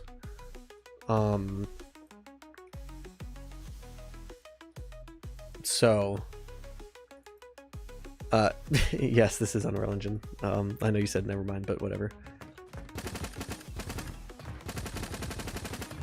But like, yeah, there's a whole bunch of back-end stuff to set up for things like customization and accounts and friends list. And like in the old version of Onyx, in the Gen 2 version, we had a fully working community browser where people could make custom maps and upload them to the community browser. Like, we had a fully working creative mode. That's something that I'm going to be bringing back, and the plans that we have for that, like, if y'all think Halo Infinite had a great Forge mode, just wait till you see Atlas. Atlas is the name of our creative mode. Even just the bare bones version that we had in Gen 2 was, I think, was really great. We had a lot of features that I have been personally asking for in Forge. We had a lot of features that just made for creating stuff. Like, our scripting, I think, will be even better than Halo Infinite scripting, and it'll be very similar to Blueprints. So for those that know Unreal Engine's Blueprints, they'll feel right at home. Like, the amount of custom games I want to make in Onyx are crazy, and so it's like, well, thank you. This music is the Project Onyx Volume 1 soundtrack, which I get really hyped over this just because it's my game. But for those of you that are listening, don't go spoil this to other people. Not that you would. Not that I feel like the community is that crazy about Onyx yet. Like, it's still a work in progress game. I know there's some people who constantly text and ask, well, when's the game coming out? Which I appreciate. It shows that you guys care for the game. But like, there's no like hardcore like diehard fans of Onyx yet, because it's not really a full thing. But anyways, we, and by we I mean me and my best friend who has made this music, we officially uploaded, and by we I mean him, because I literally did nothing. So but he officially uploaded the Onyx Volume 1 soundtrack to all stores, and it will be going live February 1st. So for those of you that are in the Discord, February 1st, y'all will be receiving an announcement, and you'll be able to listen to it literally on all platforms. I will be personally uploading it to YouTube because I need it on the company channel, and he doesn't have the rights to upload to my company channel, so I have to set that up manually. But it's on YouTube, Pandora, Spotify, Apple Music, Roblox even. Like he was telling me that he literally released it in every single store, so anything that has a music store, you'll be able to listen to it on. And even some of the songs that are in that playlist aren't even in the playlist that I'm listening to. He has yet to upload those because he works long days, super long days. So whenever he gets some free time, he said he would upload those to me so I can get the YouTube stuff ready and fix my playlist. But what physics engine? That's very, very good question. I am not 100% sure on that. I'm curious what happens if I ground pound while in third person. Oh. It's just, oh, it still puts me back into first person. Interesting.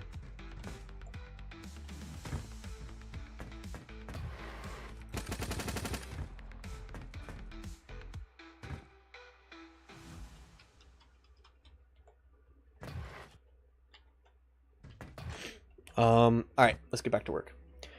But you know, that's something he's been working on the songs. We've been trying to find some free time to, I know it's the default physics engine, so I can just look that up. Unreal Engine 5 physics engine.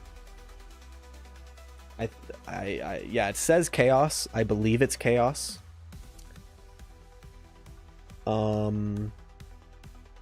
Yeah, I believe it's Chaos. So. Oh, look, there's a mod here. That's crazy.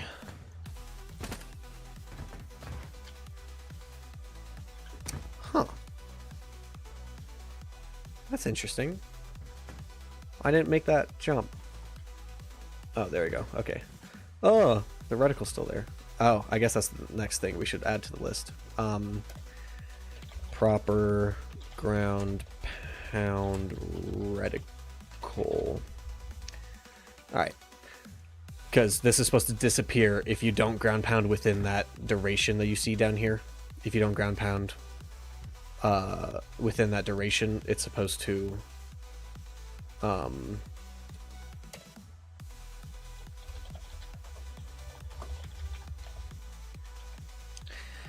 I'm just realizing all the things that I told myself I'd fix today. We're coding until I go to bed. I work the night shift, so we're coding until I go to bed.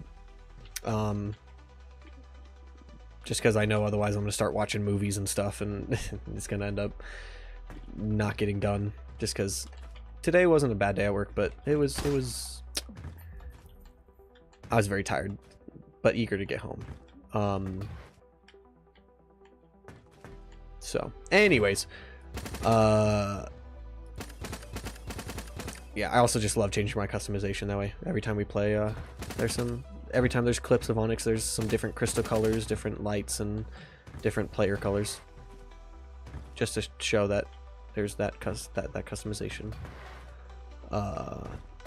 Anyways, let's work on the icons. I need to Inkscape, not whatever I just typed. I've thought about implementing some sort of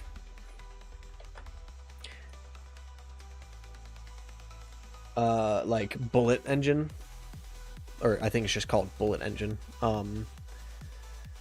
But I don't know that would play well with, because I don't know. I just use the default because I don't know if that would affect any underlying systems that I already use.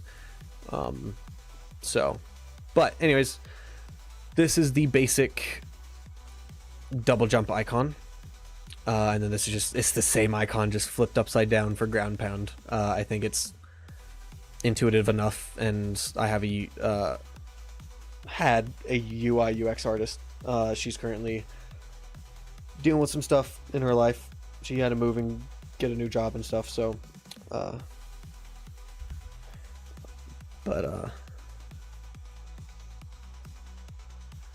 you guys, thank you, appreciate that. But yeah, we need to export these, so put this into our raw exports folder. Files, bitmaps, HUD, raw exports. Nope. Oh, that's because it needs to be PNG. Why do you hate me? Ability and equipment, raw exports. There we go. And we need this to be Shockwave, double jump, glow.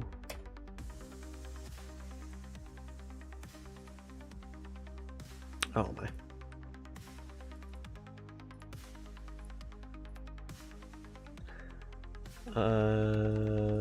Double jump solid.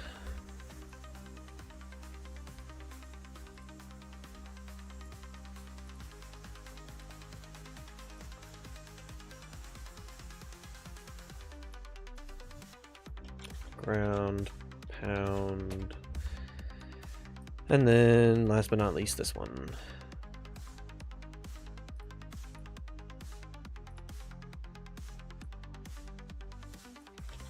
Ground pound solid. And then what we have to do is we have to open GIMP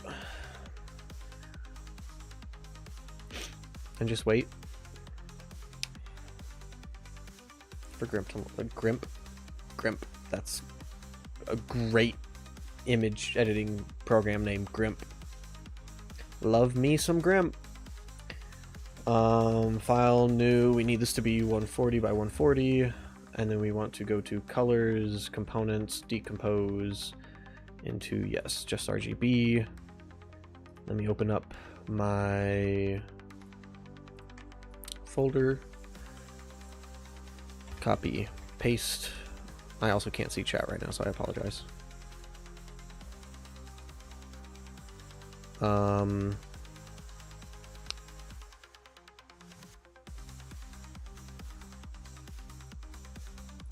There you go, bucket tool, that. Now if we go colors, components, recompose.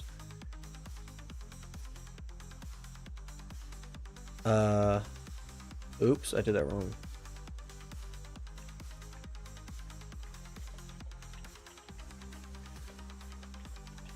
It's supposed to be the glow is on the red layer and the solid is on the green layer. And then we hide blue, bucket that black, and now we color components, recompose. There we go, that's what that's supposed to look like. So now we can export as Project Onyx, files,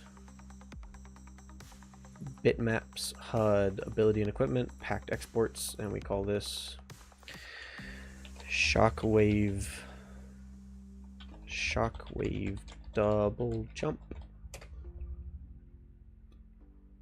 Oh, .png. There, you happy? Export. Okay, and then we do the same thing, but instead we do it with ground pound.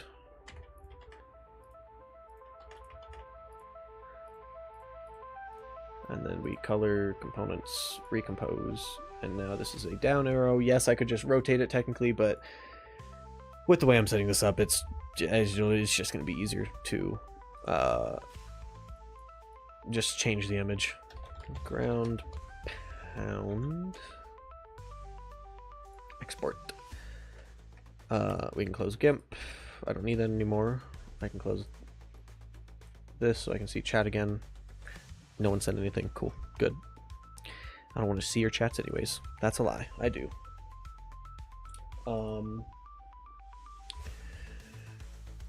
Files, bitmaps, HUD, ability and equipment, packed. Boom, bada bing, bada boom. Get you boys in here. That is something. Indeed, it is very much something. UI.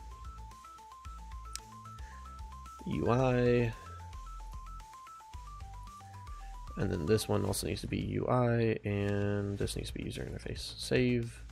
Bada bing, bada boom. Mr. Worldwide. Ability. Of course, you guys are always of service. Double jump. And now in theory I can go and delete these. I don't think these are in use anymore. Yep. And now look at that double jump icon. Bada bing, bada boom. Now I just need to make it to where you, oh, my guys is a general relative term. I have no knowledge of if, yeah, there's no getting out of that one. I've lost.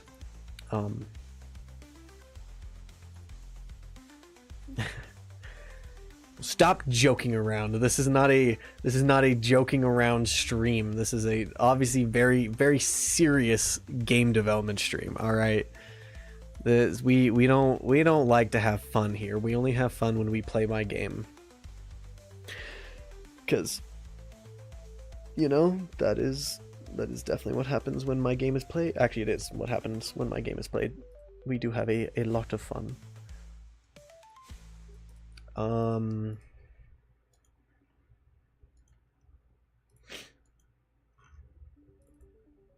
Uber professional.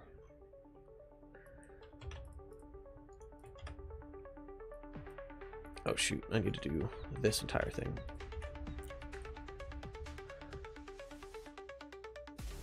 Or else what?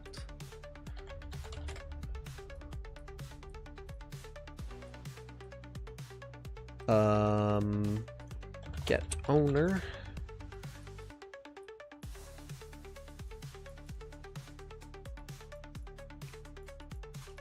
Oh, we need to do get pawn.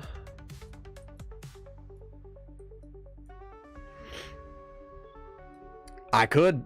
Am I going to take the time out of my day to do that? No. Am I going to take the time out of my day to tell my mod to ban you all? I could. I don't even know if he's here anymore. I'm pretty sure he's working. Because he's not online on Discord, which means, yeah, he's working. He popped in to say oof and disappeared. That's very much what he does.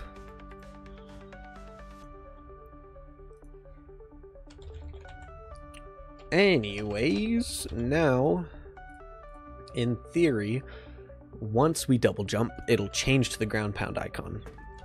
Dunk. Yep, does change the ground pound icon, but it doesn't go back to...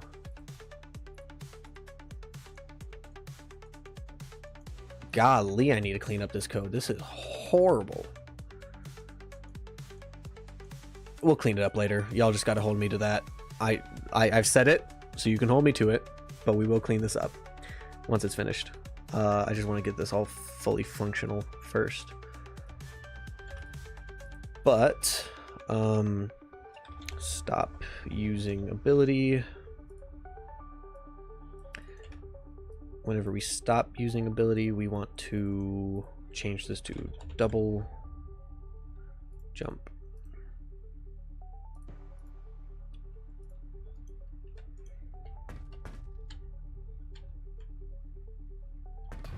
I mean, it does change it if we ground pound.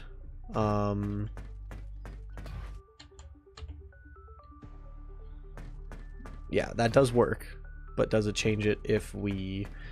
Such a stupid staircase. But does it change it if we just double jump?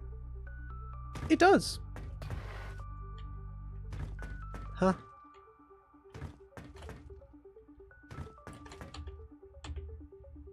Okay. That works. I didn't even have to... I was expecting to have to do extra code to get the stop using ability event to run, but I guess because I have it running right here. It just works, which honestly, I'm fine with. That's... I'm the greatest game dev on the planet. Don't quote me on that. Please. Because I'm very much not. No, it's better than Halo Studios and 343, but it's not hard to beat. Sorry, not sorry.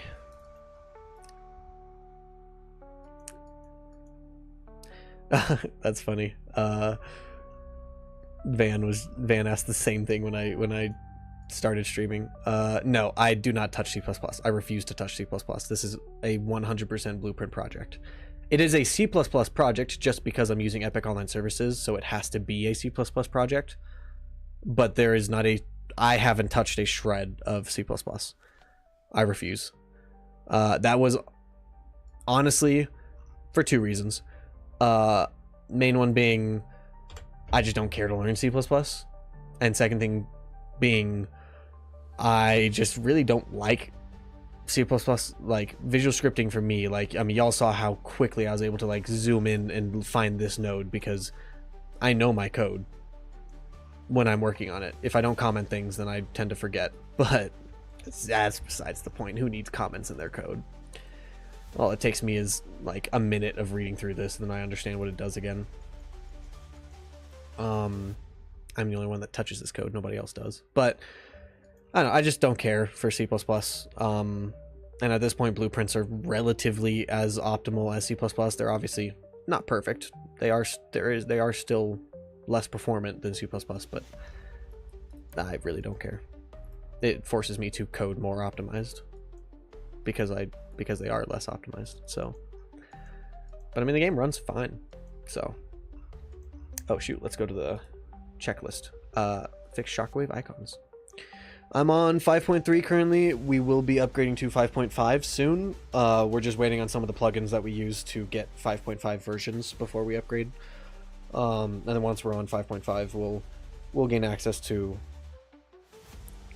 quite a few things. That's why, like, that's the only reason why I haven't added the settings menu yet, because we're waiting for auto settings to add key binding support, and key binding support is only functional in their plugin in 5.4 and 5.5. So, like, if you want to see my settings menu right now, this is my settings menu. Very bare bones, very basic, but it works. It allows us to play. Everyone's forced to use my controls, and everyone hates my controls because I have very weird controls. But yes. Anyways. Alright, ability icon. Boom. Ground pound. Hell yeah. It all changes, it all works. Easy peasy, lemon squeezy. Just don't take my easies. What's next on the checklist? Proper ground proper ground pound reticle. You don't want to know my controls. They're set up like they're horrendous. Well, I think they're great. Everyone else thinks they're horrendous.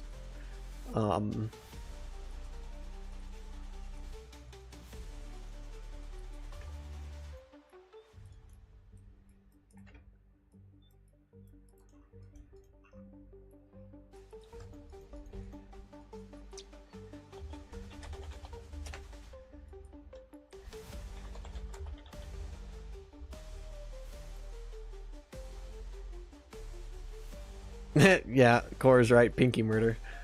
No, E is to interact. And actually, you can see that. Oh, yeah. Whatever. Shut up.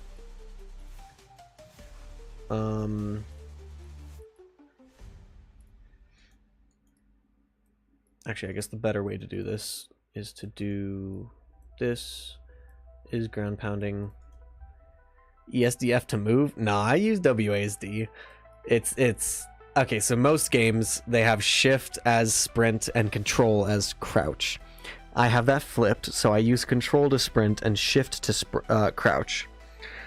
And then I've got Q as my ability, So my pinky and ring finger do a lot of stretching and moving and switching places to do crazy combinations. Like me sprinting and sliding, like doing this and then like pressing ability, like I have to like toggle my, like I have to swap my my pinky and ring finger. It's very weird. But then yeah, I have E as interact, which is honestly pretty common. I know default in most games is F, but I have E to interact, and then V is my secondary interact, just because I don't really know what else to do that as. F is my melee. Throw grenade is clicking the mouse wheel. I know that's a very weird one. And then I have like G to swap grenades, which I think is like default in Halo. Other than that, honestly, the clicking the mouse wheel is probably the weirdest one. Clicking the mouse wheel to throw grenades. Other than that, everything else is kind of pretty standard, but...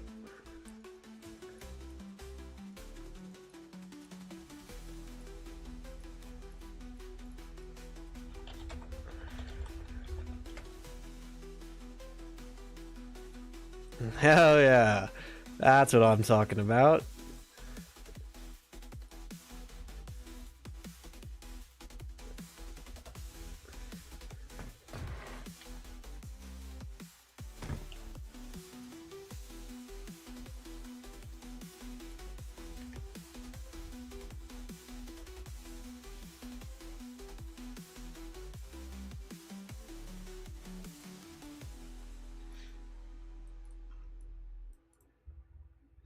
No, I was talking to my new audio designer yesterday, and he was telling me that this game reminds me a lot of Murder Miners, but I've never played it.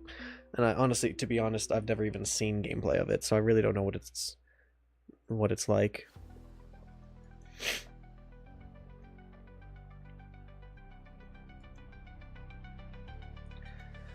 That's okay. Well, I guess we're gonna watch videos of this now, because you're the second person to have seen this project and just say, oh, Murder Miners. Maybe I have seen gameplay of it and I just can't think of it off the top of my head. Oh, okay, yeah, I kind of have seen this before. This is weird. This is very strange. This person needs to get good aim.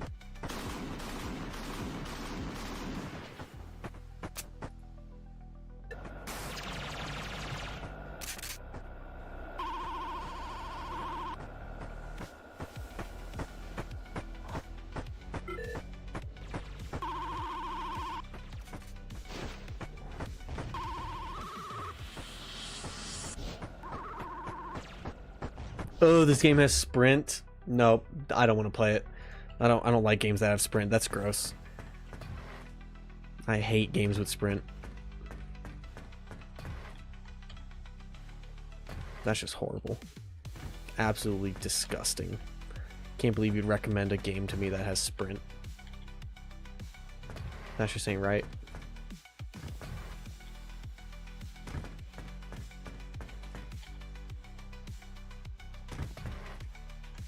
Hey, look at that, it works. So the biggest issue that I had with my previous version was that this little reticle for where you'd ground pound. No, not like that, not like that. I promise. Switch that O with an E, please. But like, yeah, the reticle wouldn't disappear if you ran out of that little time. So now, pretty much, if you see this reticle, that ground pound reticle, you can ground pound. So it just wasn't disappearing if you ran out of time to activate it, because it is very limited time to activate it.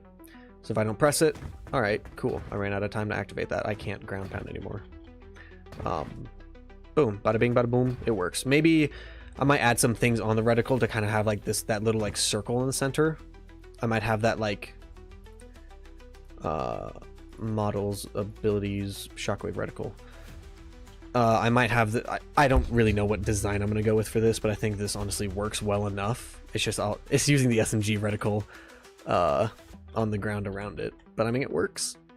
But I might have this like center circle like shrink in, and when that center like that to kind of show you as a timer of how long you have left to ground pound. But I don't know, we'll see. Definitely something that I just gotta mess around with, but that's kind of the polish art stage. Hey, what's up, Elijah? Yeah, no, you've missed a lot. So this actually explains it for both of you, both Mao and Elijah. The abilities are going through a huge rework. So we noticed that, you know, while I'm talking, I'm going to open up the old version of the game so I can show you the differences. I am going to open the Gen 2 version, which is the version that most of y'all have seen in the videos. Basically, there's 7 abilities right now. I'll explain Gen 2, and then I'll explain what they are going to be now. Most of them are staying the same, but there's 7 abilities. There's a grappling hook, pretty much functions how you want to. There's a few unique quirks with it that I'll show you. There's a thruster pack, which if I set my ability to thruster, I can show you. It's, you know, just kind of like Halo's thruster, just an omnidirectional thruster. Some forces need to be tweaked. That's something we'll tweak with gameplay. And there's no animations yet.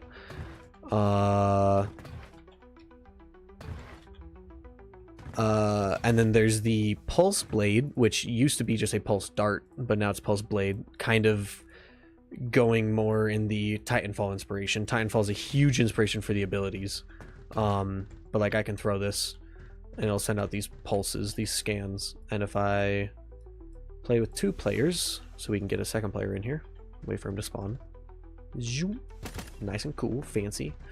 If I run over here, frame rate is horrible when I'm playing with multiple people, but I can hit him, and look at that, I can see him through the wall. It's got a nice little like scan effect. You can see him through the wall. There'll be a couple unique effects with this to give it some more utility. If you stick somebody directly with it, it'll actually show their name tag above their head for all of your teammates, and they'll actually stay marked for longer because, you know, you stuck them with it. The blade, that must hurt. The blade obviously knows exactly where it is at all times because the blade also knows where it's not. So they'll stay marked for longer. I don't have all that set up quite yet, but yeah, it'll show their name tag. It'll show their health too, so you can actually see like who you stuck. You'll see their health. So you'll get a lot more info if you stick somebody with it to incentivize sticking people with it. But if you just normal scan them, it'll just be like exactly like this, where it's just an outline that just shows through walls. So that's 3 of the abilities. Obviously, we're working on the Shockwave right now, which is a double jump ground pound combo. In old Onyx, this was just called double jump, and one of the other abilities was actually called Shockwave. They've kind of been combined into the same thing. Oh, you have no idea, Elijah. There's lag compensation, so it feels like a true multiplayer game because you can actually hit your shots. It's not based off your ping. It's much more fair. I know that was one of the biggest things you complained about, was just it just did not seem fair because it wasn't. You're like what you were like complaining about, like, were completely valid complaints because everything you said was completely 100% true. It was not a playable game. It wasn't a multiplayer playable game because it was not coded properly. I know a lot of new stuff now, so I can do that. But yeah, the double jump was just a double jump, and we just found that, like, I never really picked it up just because, oh yeah, you can, you know, just like that, you know, I was able to, like, you can't normally get to that ledge, so I would just use double jump to get myself to higher ledges, which was the whole point of it. But it was just, nobody was picking it up. If there was a pick between the double jump and the thruster pack, everyone would pick the thruster pack just because the combos you could do with it were insane. But now giving the double jump a ground pound, like, I can do this and I can go launch myself at this player, launch him up, you know, get some damage on him because it deals EMP damage. So as soon as he respawns, I can double jump up, ground pound into him, and if you know, if I was good at aiming on low FPS, I would have hit that headshot and I would kill him. And one of the things we'll be seeing up today is if you hit somebody directly with it from a high enough height, you'll just instantly kill them. That's one of the things we'll set up today. But this now gives it more use because you also force people back. Yeah, the death noises are out there. But because it pushes people away, now you can, like, you know, King of the Hill, you can, like, if you run and jump off something, like if you combine it with a jump pad, a deployable jump pad, because that's something that we have, not in this version, but I'll show you in the old version, which is open. If you combine it with the deployable jump pad, there's so many stupid death sounds. If you combine it with a deployable jump pad, you can get some real height with it.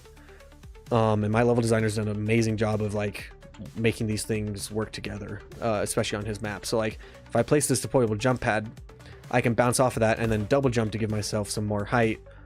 And because the damage is based off of your height, you know, if there's like King of the Hill and the enemies are about to win, you know, let me go grab another jump pad. You know, the enemies are about to win. You run up here, you double jump, and then bam, you ground pound into the zone. It sends the entire enemy team flying away, and now your team has a chance to get into the zone, like, and then capture it, stuff like that. Okay, that's a good idea. That is a very good question, because it depends on how I end up coding the jump pad in Gen 3 Onyx. In this version, depending on your velocity, you probably wouldn't even end up doing the ground pound. You'd probably end up bouncing, but you'd still be in the ground pound animation. Yeah, it would redirect the ground pound. That's what I would assume would happen. This version doesn't have the ground pound. This is the old version of the abilities. So thruster pack has stayed the exact same game. Like, I literally copy and pasted the code, give or take. But like,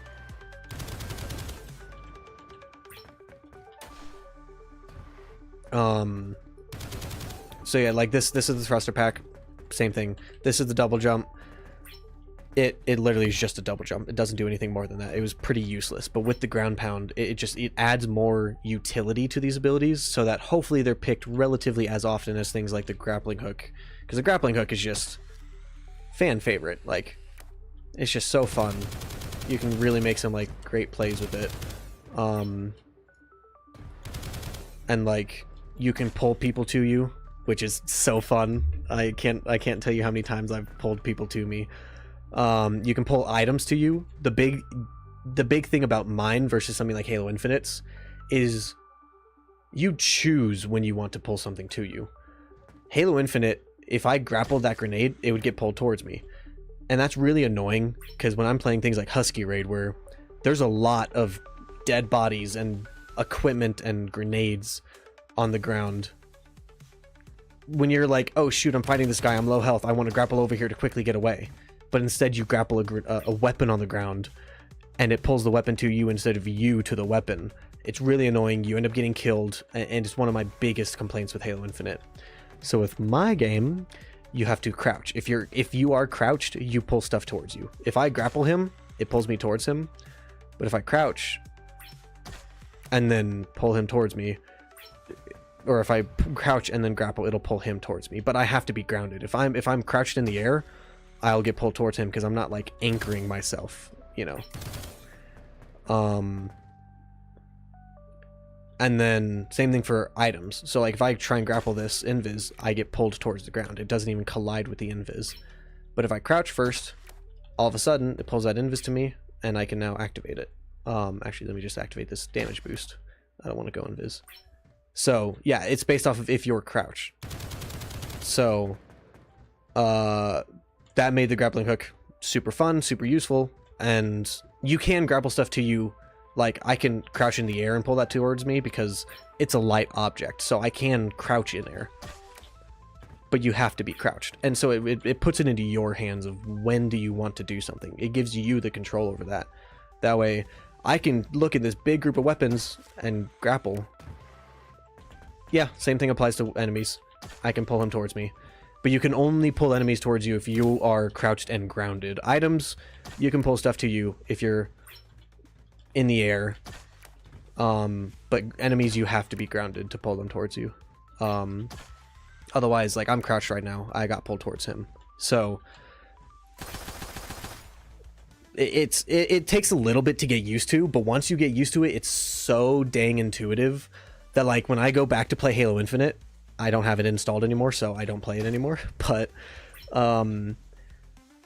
when I used to play Halo Infinite, I would instinctively crouch to look at weapons to pull them towards me, even though I didn't need to anymore. So it became second nature to do it. So once you get used to it, it's super intuitive. But that's that. So we've covered grappling hook, thruster pack, and double jump. The lattice shield, when I get back, it's just a shield. Literally, it's just like a riot shield that you hold up and it blocks all damage. So that really doesn't need any changes because it's a shield that blocks all damage. Doesn't need to be crazy. If we find that people aren't using it as much, I know how to upgrade it. Essentially, it'll work kind of like the armor lock in Halo Reach, where when it deactivates, it'll do an EMP blast, and anything in front of the shield will take EMP damage. So you could, like, stun vehicles, like EMP players, to get their shields low. So if somebody's camping you, it's a good way to deal damage to them and scare them. But I'm not going to make that change just yet. We need to playtest it in this version before I go and code that. But yeah. Then there was the pulse dart, which was, you know, essentially just the whatever it is in Halo Infinite threat sensor. That is now the pulse blade. Much cooler to be a knife, much cooler to have it actually, like, stick into things and see it fly through the air. This is what the Shockwave used to be. It was the ground pound without the launching. Essentially, you could only activate it if you were on the ground, and it was just super useless. Nobody used it. Now, this is called the Vortex Field, and this is something that probably won't be in Onyx for another couple months. But I've got these little projectile things that shoot projectiles. The Vortex Field is like the Vortex Shield. Again, huge Titanfall inspiration from this. You can catch projectiles and shoot them back. So this is going to be super fun in a fast-paced environment. Like Titanfall was all Titans, but this, in like an actual player, like, you know, I can catch that and turn and, like, face and, like, shoot that towards a guy, and you can catch as many as you want. But it's a combination of the Vortex Field from Titanfall and the Repulsor from Halo Infinite. So if I do it right here, you can see I push these. It's really weak right now in this version. I will be doing a huge amount of testing. Yeah, it catches all projectiles, even bullets. Even though bullets are hit scan, it still catches bullets. So you should be able to shoot bullets back with reduced damage, because at that point it's just a massive shotgun, and it would be pretty much a guaranteed kill. So bullets will be reduced damage, just for balance reasons. And that's something that, again, that's going to be an ability that's going to be super tough to, like, balance. That's going to be something that takes a while to balance. Yeah. The only reason why I didn't copy Halo Infinite's and do the Repulsor like they have it is that the Repulsor, all projectiles are server authoritative. So if you have high ping, it's super hard to, like, repulse a projectile in Halo Infinite, because by the time you tell the server that you want to, like, repulse that projectile, it's probably already hit you and you're probably already dead. So I make it a hold. I make it something that you hold open. That way you can preemptively, you can see a rocket flying at you, hold it. And yes, it's still kind of ping based. Every multiplayer game is going to have some ping based things, but because it's a hold, it makes the effects of ping a lot less noticeable. So now you can, like, see something coming, catch it, and then shoot it back. But you can also push stuff, and you can also push yourself. So in theory, I think I can get up here. Okay, not quite. But you can double jump. You can, like, jump, use it to, like, gain speed. Obviously, I have the recharge really low just so I could test it. It's literally half a second recharge. That's not what it'll be in game. But like you can do this, bounce yourself onto like a different trajectory. That one's gonna be super fun when I get it in this new version, because with all the new lag compensation stuff that I've got, it's gonna be so fun. I cannot wait for the clips that are gonna come from that. Like imagine just catching like a rocket, like a couple plasma bolts or something, and like a grenade, and just shooting them all back at the enemy and getting like a huge double or triple kill. Like that's gonna feel really fun. Or just playing catch. Like you catch a projectile, you shoot it back at somebody else, but they also catch that same projectile and shoot it back at you. Like just playing catch with these things. Like there's so much fun, like creativity that can come from this. I cannot imagine, or I can imagine some of the things people are going to come up with for it, but like the community is gonna, yeah, somebody could catch the pulse blade and throw it back. Because if something's like an impact item, the vortex field will not activate that impact. So like something like the binding grenade, that starts its charge up after the impact. But if I go over here, like you can see it's shooting these binding grenades, but if I catch it, it doesn't start charging until it hits a surface. So this completely overrides any impact projectiles. The implosion grenade activates as soon as it touches a surface. So if I go spawn implosion grenades and I catch it, oh boy, that's got a radius on it. Like the versatility of the vortex field is going to be crazy. And you can also, you know, push players with it. So super physicalized, super like but yeah, so that in the new version is going to be so huge. We've never actually tested that because it's only ever worked on the server, but like when I get that working in the new version, boy, that's going to be so fun. And then the last but not least, the hologram. This one is literally like Halo. It just sends out a hologram. Again, just like the double jump. No one really used this. You would just notice that you spawn with it or find it. Okay, that would be funny. I don't know if we're gonna end up doing that though. Yeah, that would be funny. Coding that would be a pain in the butt though. But like the hologram really didn't do anything. It just walked, and so you could kind of just shoot 2 bullets at a hologram and you'd be like, oh, that's a hologram. You would look away from it. It was just a very quick distraction, and that was it. It was never actually a legitimate equipment or ability. What it is now, when we get it in the new version, is you'll be able to swap places with it. So if somebody shoots at your hologram, they're gonna be like, oh, that's a hologram. But you still want to keep your eye on it, because at any point somebody can swap places with it, and now the hologram is a real player. And now the hologram is where you were. So you could like, let me just like set up a scenario for you. You know, like let's say somebody's over there and they're pushing you. So you send out your hologram and they realize, oh, that's a hologram. I'm going to keep pushing the player right here. As soon as they get around the corner, you could swap places with it. And, you know, instead of you being over there, now you're standing like right here. And then you would have to like turn around and now shoot them. So, you know, you can kind of play some tricks on them. You'll only be able to swap places once. So it's not like you can just keep swapping back and forth and back and forth. But like,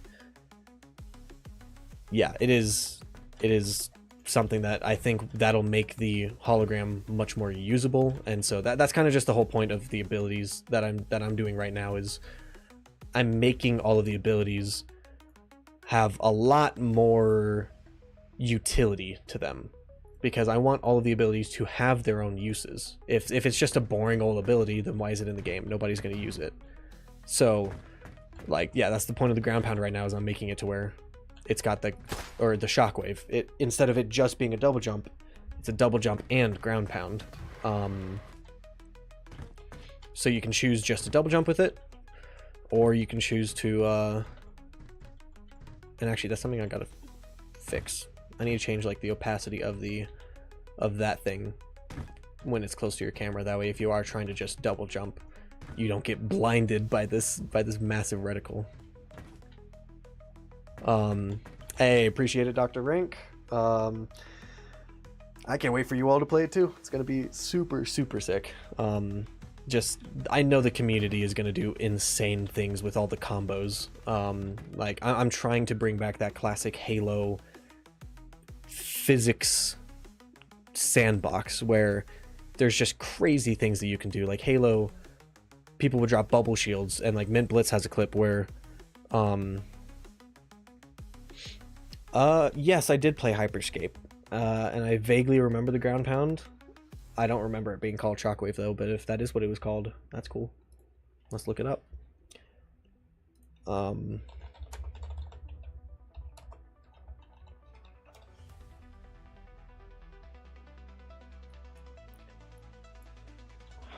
Honestly, I found Hyperscape very fun. It was just gameplay was not it. Like the gameplay was fun, but there was a little much going on.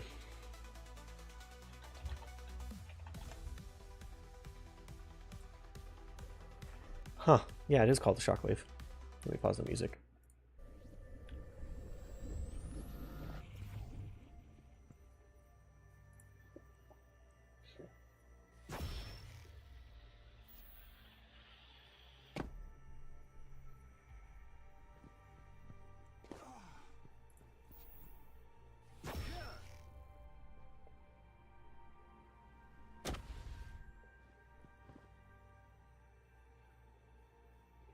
Oh, just Shockwave just looks like a double jump. I don't know if it's a full ground pound.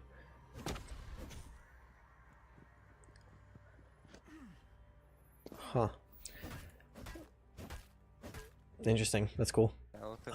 Yeah, like this clip from Mint Blitz, like Halo 3 was just super physics based. Like this guy drops a bubble shield, he's like, "Hi, you can't get me," kind of a thing. Mint Blitz just drops a grab lift in, and the guy's so confused. So funny. Like that's the kind of things that like I want to. I'm Unreal Engine, because my stuff is not physics based. A lot of the stuff is like fake physics, but because of the way I'm coding it with like I'm coding a lot of my own custom physics functions to get things to work. Like right now, you can kind of see the weapons. The weapons are kind of like physicalized, so you see like they bounce around. That's what happens when you pick up an assault rifle. There we go. Like, you know, they sit there, they kind of bounce around, they have some physics, they kind of slide a little. It was one of the first streams I did was working on those physics. And I also have them to where they reacted to physics, but now they don't. Like if I throw a grenade in the middle of them, I've completely broken that system because I need to recode it. So, but when I recode that system, anything that uses the projectile movement component, so projectiles, weapons, some of the abilities like the turret, they'll all be affected by it. So somebody could like drop out a turret and you ground pound and it'll send that turret flying across the map, and now that turret's not at all where the player wanted to place it. Same thing, like you throw a grenade, you ground pound, that grenade's going to get sent in a different direction. So you can use the ground pound and the forces of the ground pound to affect the world. Super physics based. And Unreal Engine just froze on me. That's nice. I guess I just continue talking until it unfreezes. But that's things I really want to have a ton of physics based things like that. That's what made classic Halo super fun, was just the interaction, like the interactability of the sandbox. There we go. That's nice. I love it when Unreal Engine does that to me. It's probably because I have two of them open. But like, yeah, so those are the abilities. And for whoever's still here that asked about abilities, we have abilities and equipment. If we go back to old Onyx, you can kind of see that there's two icons above the radar. One is abilities. Abilities are your infinite use. You can use these as often as you want, or as long as you want, but there's just a cooldown between them. And then your second one is the equipment, and that's a one-time use. So if I so like this was the deployable shield.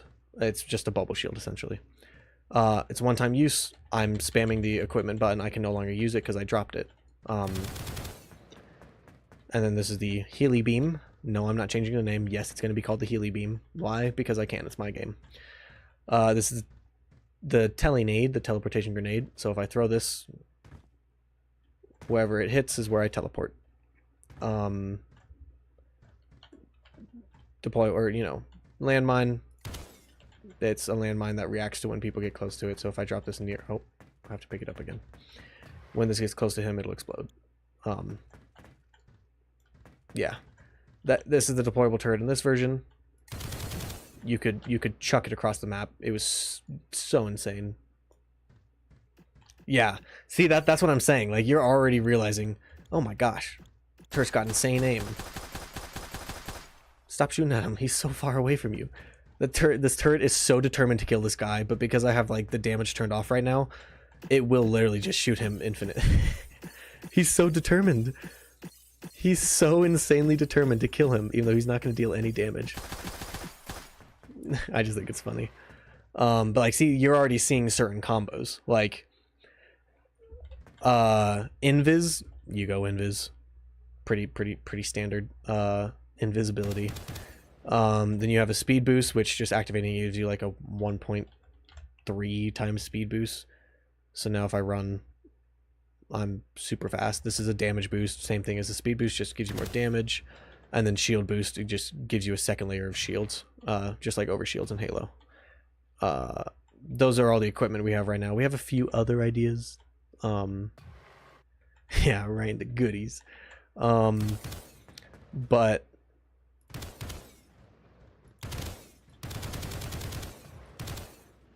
yeah, like there's some insane combos. Like, honestly, invis and hologram would go hard because you could teleport with the hologram and like swap places with it and then pop your invisibility, so they're like, oh, where'd this guy go? And then they're looking for you. But because you popped invisibility and swapped places with the hologram, you know, like there's some insane combinations you could do. Like, if you see a teleportation grenade on the ground somewhere, you send your hologram over to it, you pop your invisibility, and then you swap places with it so you can pick up the teleportation grenade, and then you can teleport. Like, there's some insane combinations that you could do. There really is a lot of combos, and especially just with weapons too. Like, we've got some really great weapons planned out. Some of which have never been in the game ever. Some of which have been in the, like, this is a Tron disc. Oh damn, that's crazy. That's crazy. I can almost kill this guy with the Tron disc because it does a lot of damage.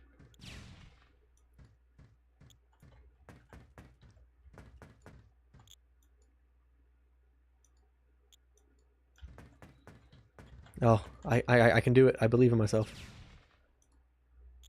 But yeah, you can control the disc. Like, you can fly it around. Oh, his shield's recharged. That sucks. But like, yeah, we've got some great weapons and stuff, and I just think the interaction of it all, it's not cutting his hand. It's fine. Anyways, back to working on the Shockwave. That's what we're here to do. Let me play the music. Oh, my music. Back to the checklist. What are we working on? Proper ground pound reticle. We did that. Proper aim offsets. Yes, this is something I really want to change. Ability system. We don't need that anymore. We just want to work completely on the Shockwave now. Angle curve. This is what we want to work on. So basically what this does is this limits how far like, this essentially gives us the limit of the angle. No, you're good. I like answering all the questions. Like, you know, I can't angle myself all the way out there. So this limits the angle at which you can launch down, because it's a ground pound. It's not a shockwave in a specific direction to pound in that direction. It's a ground pound. So you're supposed to specifically go down with it. But obviously you have to give the player a little bit of an angle, because if you could only go straight down, you would have to be directly above wherever you want to ground pound, and that just feels bad. So, but you can ground pound straight down if you look straight down. But I limit, I limit the angle at which you can look. So basically, if I'm looking, I'm going to completely recode this entire system because I thought of this earlier when I was at work, and I know how to change it now.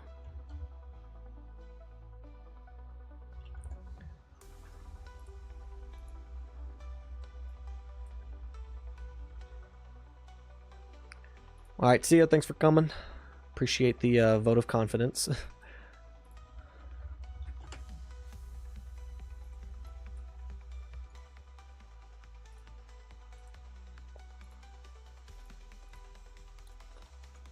So something like this now, we can just stick into there, and in theory this should feel better. You guys probably won't be able to even tell a difference, but I will, because I was coding the system like 2 days ago.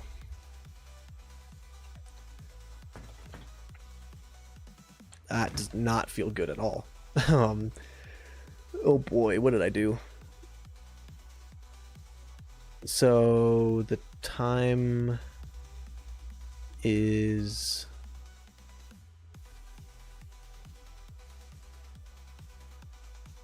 oh, does need to be a curve like this. Yeah, it needs to be a curve like that. Ah, okay, so the curve should always be above the linear curve. Interesting. Okay, so then in this case, -70 would be like -50. We do something like that. Now, as we look up, we should be able to see the reticle kind of like, it shouldn't be directly at where we're looking. It should be a little inwards, just okay, or not. You know, that's fine. It's fine. It just doesn't work how I want it to. You know, that's game development. It's fine. Though the question is why.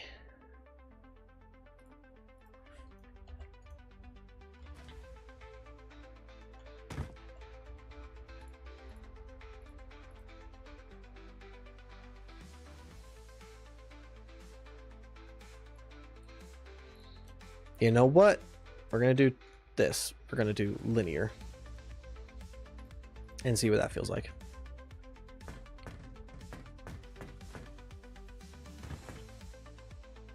Dang, even linear doesn't feel good. So what? Let me just not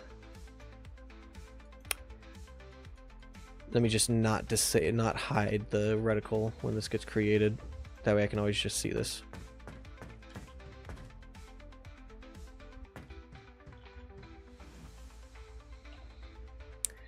That kind of defeats the purpose if that still hides that.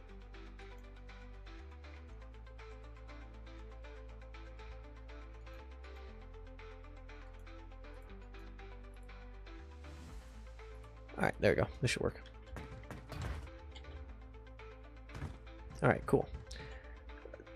Or I could just walk off the edge. That works too. You know, appreciate that. Appreciate that myself for being so bad at being able to stand near edges. Okay, yeah, so if I'm looking down...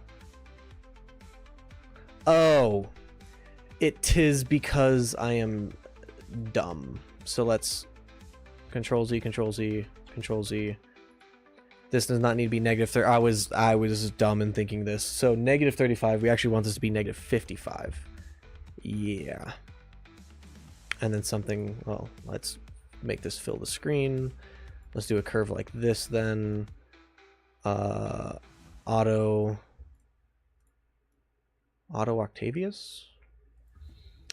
So basically, if we're aiming at like -86, then it'll actually be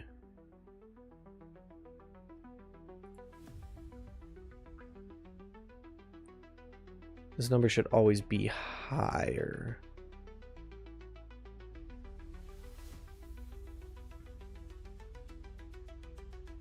No, this should be over here.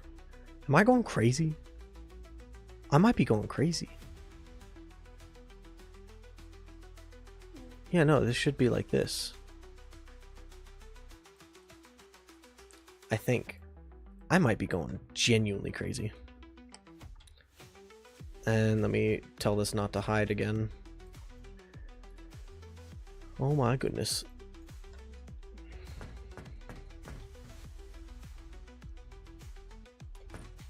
There we go. Yes, that functions exactly how it should.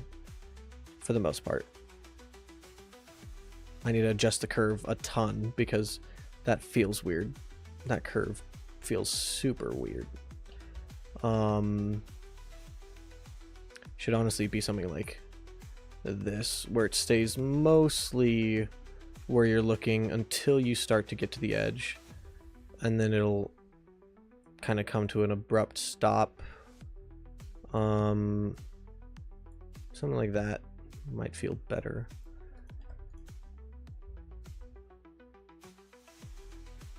Oof. Golly, I'm so bad at what I do. Negative 65, this should be negative 65. I'm still thinking of this as a multiplicative curve and not what this actually is.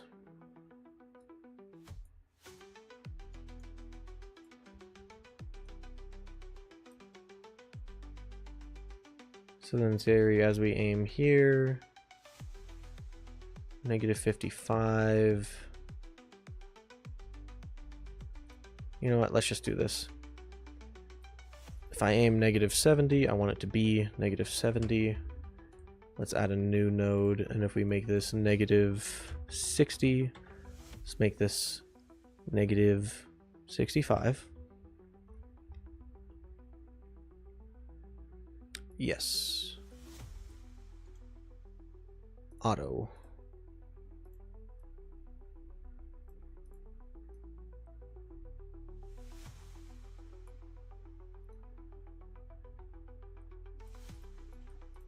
There we go. That should feel better.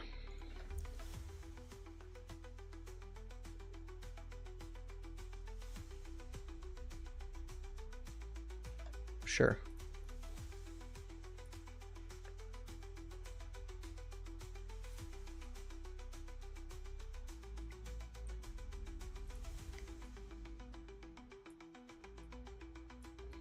Also, we can just delete those two.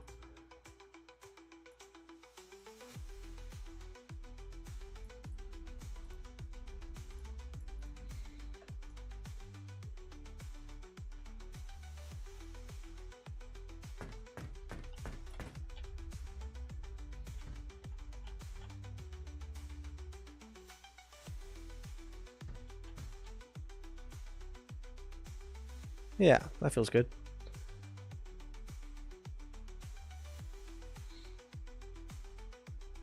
Does kind of come to an abrupt stop, but whatever, that feels better. I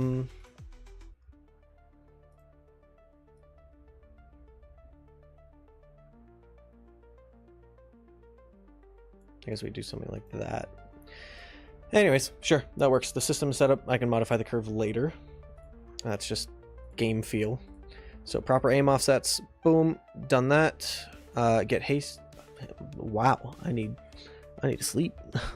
Get height-based ground pound gameplay working.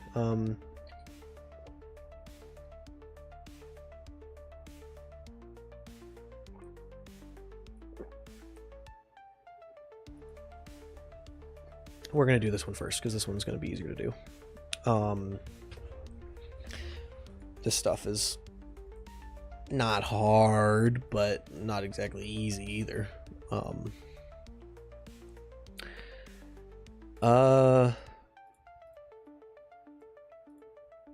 Yeah, so what I want to do is essentially accelerate the player as they ground pound.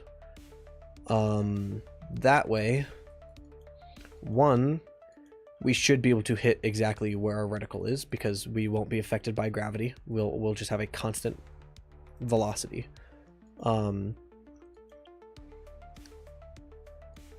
So let's say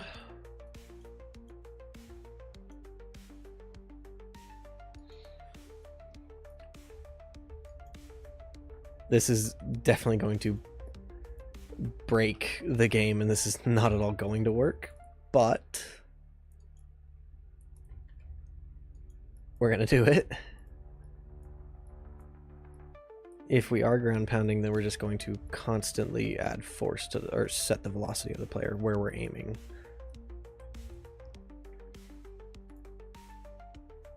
Which means, yes, technically I could fly with this. Maybe not. But we'll see. We'll see. As long as I can get to the top of these stairs.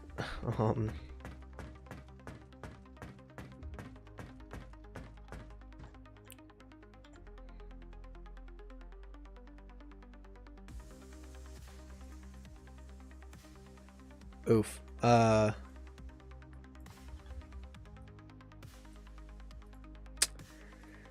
I ran all the way to the top of those stairs just to not be able to do it. Oh, that sucks.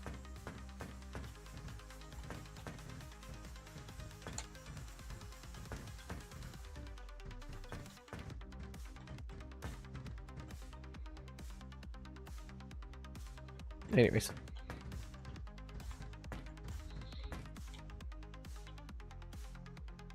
Yeah, you can change where you're looking, so I'll just have to limit that.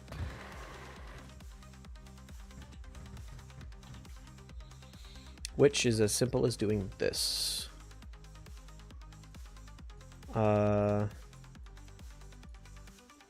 Set. Oh, I just promote to variable. Ground pound velocity. Bop, boop, place that in there.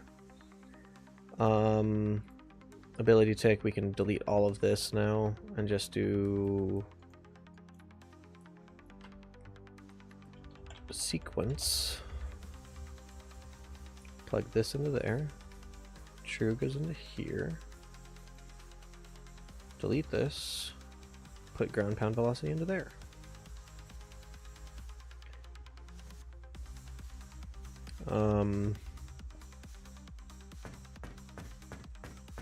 So technically, we should impact wherever our reticle is, give or take. I think the actual code of where I'm putting the impact is slightly off. But in theory, we should always land that far away from it, assuming we are never affected by gravity. So far, so good.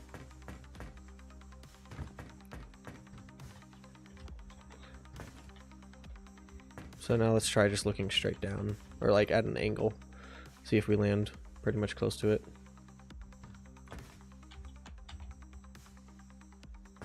Yeah, pretty much. So all I need to do now is, instead of doing this calculation, I need to use this for the pitch to figure out that. But based off of the impact location of that,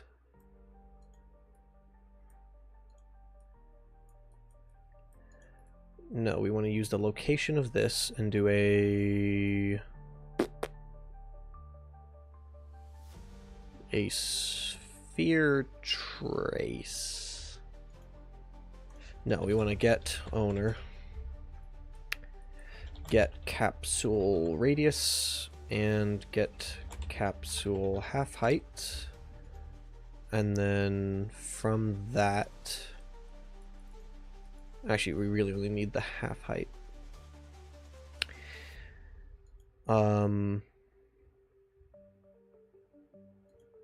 We can get this impact location, add this half height to the height of that.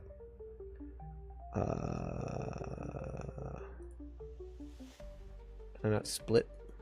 Okay.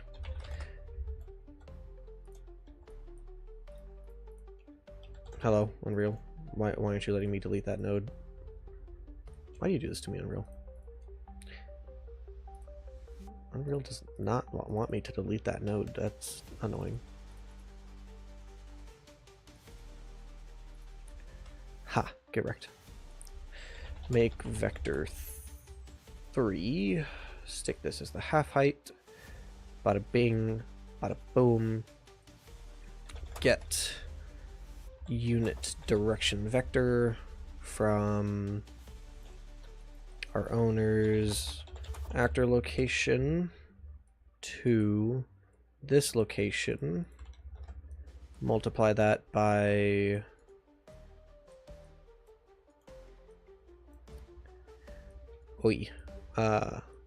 from there to there. Goodness gracious, this code is getting messy so fast because I'm so fast at coding. Then this goes there. And in theory, we should land wherever that... Huh.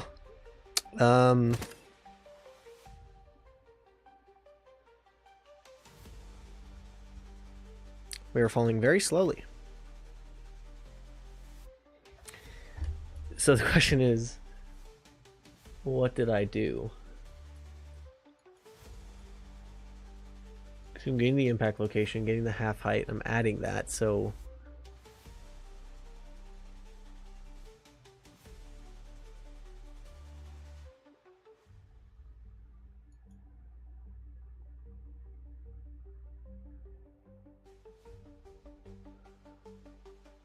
Oh.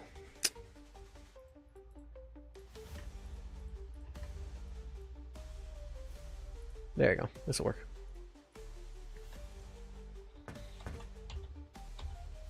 And look at that. We landed nearly identically. Honestly, it's not going to be perfect, and no one's ever going to know if you don't land exactly where it is. It's meant to just be an indication of where you're expected to land, but it should be close, which it is. Or at least it seems like it is, so boom. That is exactly where I wanted to hit. So now that that works, we can work on getting the acceleration working, which will include another curve. Blueprint, nope, miscellaneous, curve float, select, curve underscore, shockwave, ground pound velocity. Over time, let's say you're 0 seconds in the ground pound, we want you to be going 2500 because that feels good for now. That's the current speed that we're traveling at. So 25 meters a second. And then let's say 1 second into the ground pound, we want you to be going like 5,000. And just see how that feels. And then we can just tweak the curve as, you know, as we feel. We can call this a velocity curve. Drag this in here. And call this shockwave ground pound velocity. Get float value. And ground pound time minus the current move timestamp is what we want to get for the velocity. Except we want to copy all this and delete this because I actually don't need that. We want to get time range. I'm going to get the minimum time. Nope. Get value range and get the minimum value. Stick that into there. Alright, this is all driven by the curve. And now we can do this. Cool. So now in theory... Oh, I should be printing out our velocity. Print. We're going to call this vel. Stick this into there. I think my dog is having nightmares. Hold up, I'm gonna pause my music. Maybe you can hear her.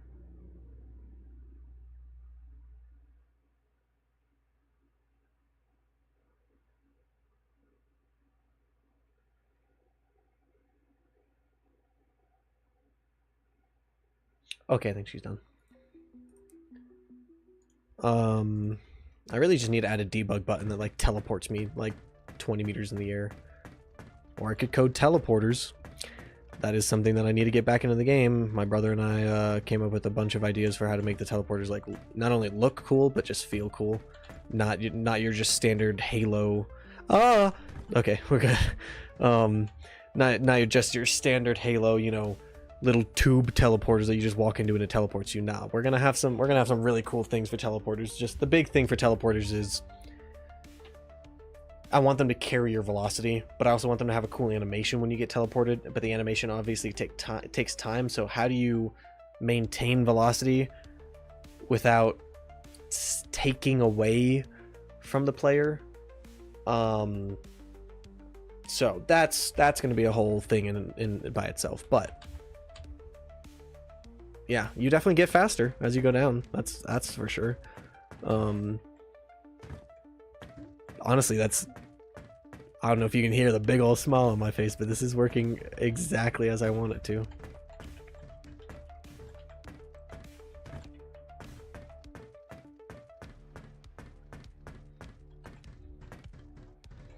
So now, yeah, if we jump, doom, doom, that feels good. That feels really good. And with an animation too, animation and sound effects, that's going to be great.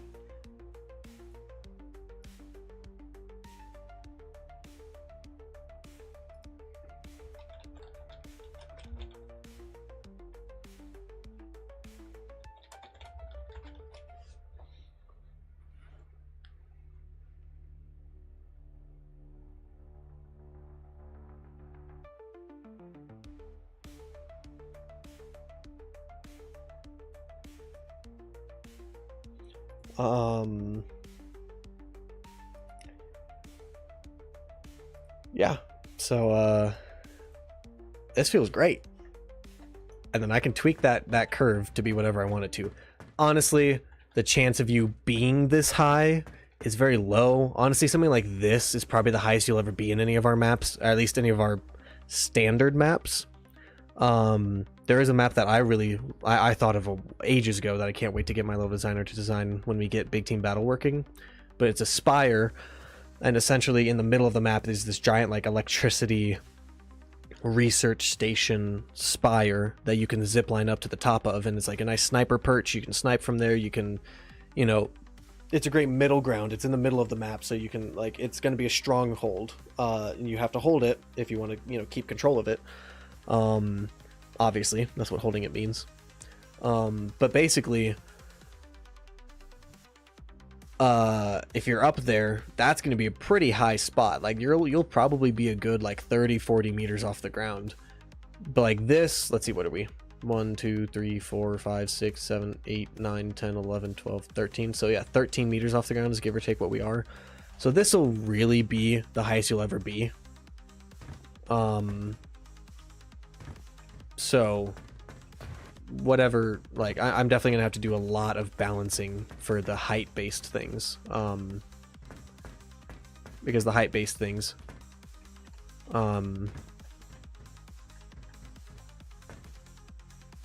that's nice. I can actually get to the top of this, and then I can double jump to oh, I didn't mantle that. Anyways, I can go invis.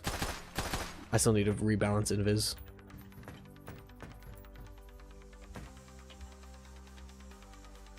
That's sick. Actually having it go where the reticle is. The only thing I'm noticing is that when it is at a large distance away, it kind of becomes hard to see the Shockwave reticle. So if we can add some...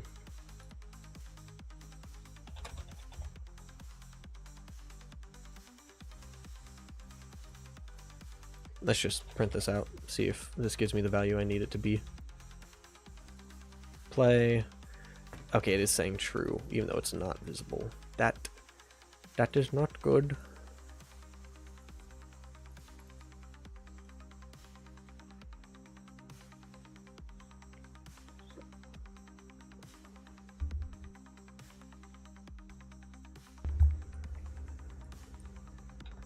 Okay, well, we'll just do get player camera manager. Is locally, or no, get location, get camera location, and then we do get actor location, and then we do distance between these, and we can do a simple remap. Is it called remap, or is it?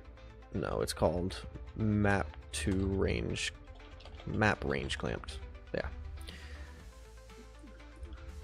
And we'll just print this out.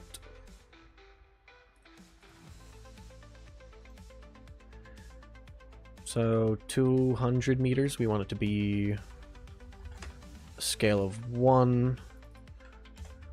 And then we'll say like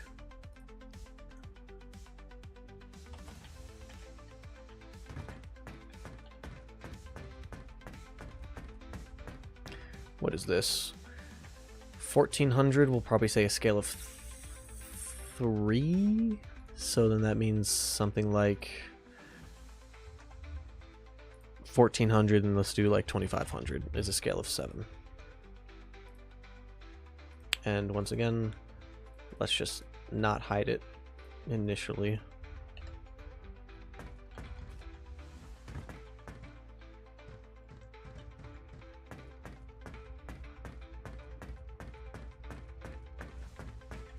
So if we look at the ground now,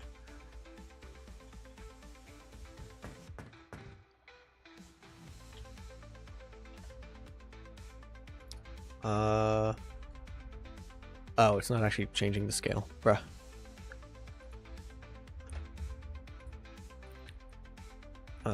No, set actor scale 3D.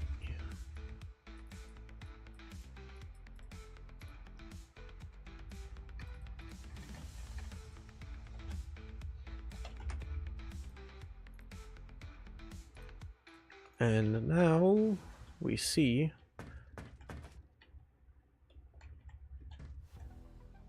oof, I double jumped. My bad.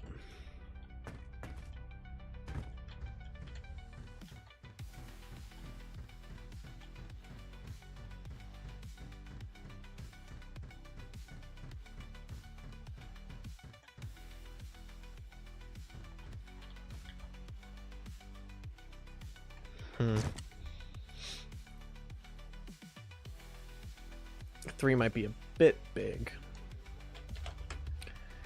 As I set it back to 3. I'm lagging. What do you mean I'm lagging?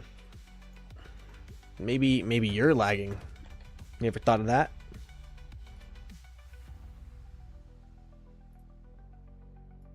Thought of that? Man, I don't look like I'm lagging.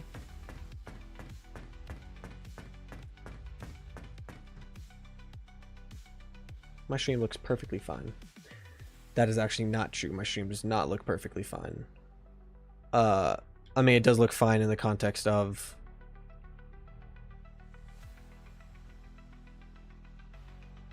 It does look fine in the context of frame rate, but quality is not there. I don't know if that's just... I don't know if that's actually just the stream quality.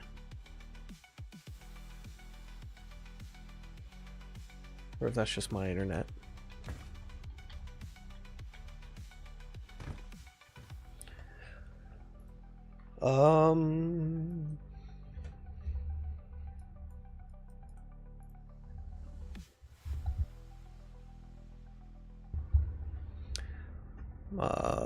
Let's set the tick group. Man, I always forget where the tick group is. There it goes. Post update work. We should stop that little jitter. Whenever I do this. Yeah, cool. Nice. Well, that's another thing off the checklist. Accelerate player as a ground pound and accurate ground pound.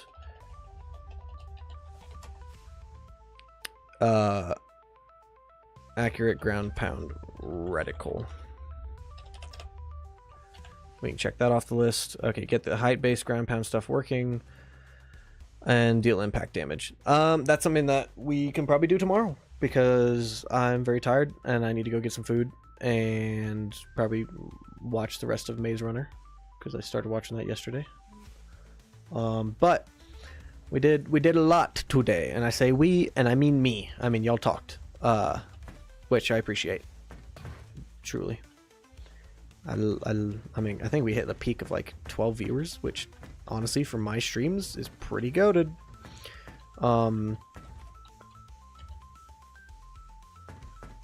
Yeah, that's gonna feel really good.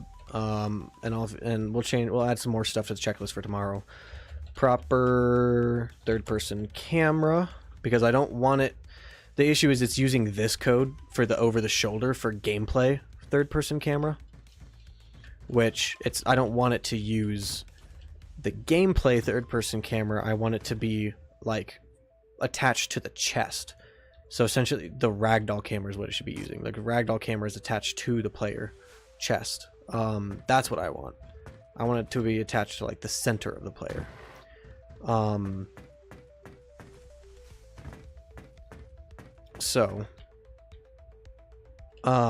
We got to fix the third-person camera, make that feel good. Let me also set this back up so this is working properly. So yeah, I want to fix the third-person camera. Now it looks how it's supposed to. That way you're actually focused on the center of your player, not over the shoulder of your player. We can get the impact damage working, and then we can get all the height-based ground pound gameplay working. So that'll be changing the radius. Because if you see this blue circle when I ground pound, that radius is the radius of the actual effects. So like if I ground pound like right there, you can see that cube go flying. That cube should not go flying if I just barely jumped up and slammed down. Also, for those wondering what the effect is going to look like, not 100% sure. I've got this VFX pack because I can't do VFX, so I bought a VFX pack, and there's a few explosions in here that I'm sure I can take some layers from and make my own explosion with. But what I've always imagined this would look like, is Black Panther's like kinetic energy blast. Yeah, here we go. Energy explosion. Pretty much exactly this. Like, he kind of does the same pose and all that Onyx will have too. So, like, his suit charges up with kinetic energy, and then he jumps over them and punches the ground, and you kind of see this energy shockwave go out, which, yeah, that's pretty much exactly what I want. That's almost exactly what the animation is going to look like too, so it's pretty much just this. Yeah, you'll just see this like energy shockwave go out, and then you'll obviously see like rubble and like dirt, like based off the surface you impact. You'll see some ad block, cool. You'll see some dirt get kicked up, some sparks if you hit metal, like that's gonna be something that I'll have to set up, and I need to figure out how to make that modular and not something that I have to do a ton of work for every single surface that you can ground pound. Oh, and then also it'll leave a big old like crack in the ground to show where you just ground pounded, so that'll leave some lasting effects. But basically, yeah, like that. Like if I just because you can double tap this as fast as you want. If I just double tap this, I barely moved. It should not be this big of a circle. It should maybe be like this big of a circle. Like it should not be huge, but then like the higher you are, maybe that one would be like 2 meters wide, like from the center right there, maybe out to there. But then if you're, I don't know, let's say 10, 12 meters high, I'll have to get my level designer to see what he thinks is kind of like the average high height in his maps. Maybe like here is what I would assume. So maybe like here is where you get that full 8-meter diameter. Or actually I think it's like 12, something like that. So yeah, we need to make it scale based off of the height. And it's not actually scaled based off of height, it's scaled based off of time ground pounding. As you fall through the air, your ground pound charges up. I don't know, like grabbing energy from the air as you're falling. I don't care about the technical explanation, but that's so sick. This feels so good. I'm so happy with this. And then I guess one other thing we can work on is we're just going to start calling it GP, ground pound. Ground pound, reticle, scale. Yeah, I've been meaning to make a video kind of talking about where I went. And I kind of mentioned it in my last video, talking about how I've been recoding the game from the ground up. But I mean, the long story short is multiple things happened. I moved. I got an actual full-time job. I was previously unemployed, so now I'm working a full-time job. I don't have as much time as I used to, so that's why the game progress has slowed down significantly. I got to make a living somehow. Unfortunately, Onyx doesn't bring in as much money as I want it to.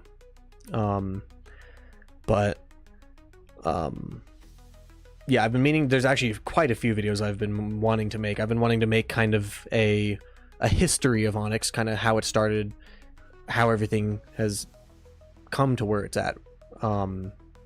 Just kind of the last 5 years of game development video, those history videos that game devs always do.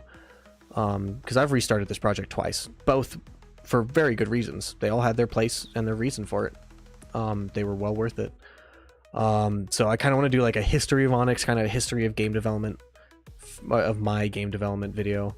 I also have a projectile lag compensation video coming out that this is the script for. I've already fully typed it up. It's very long, probably going to be a 20-minute video, but very good like thing for game developers for me to make that video.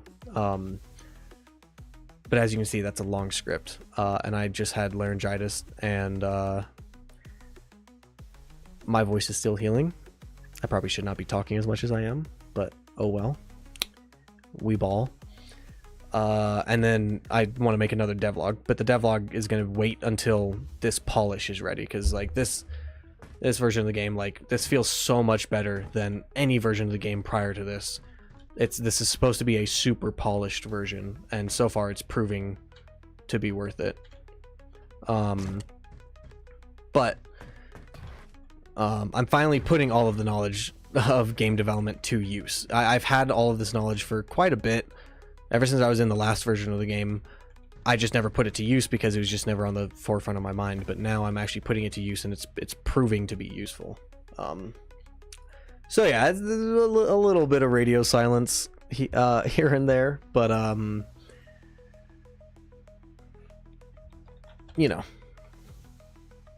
life's unpredictable, like you said, and appreciate the best wishes.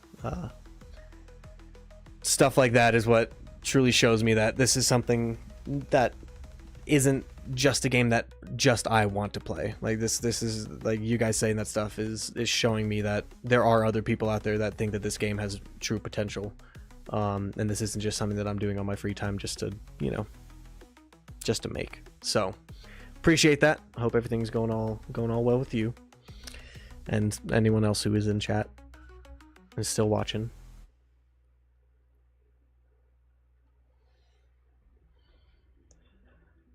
Appreciate it, Dr. Rank.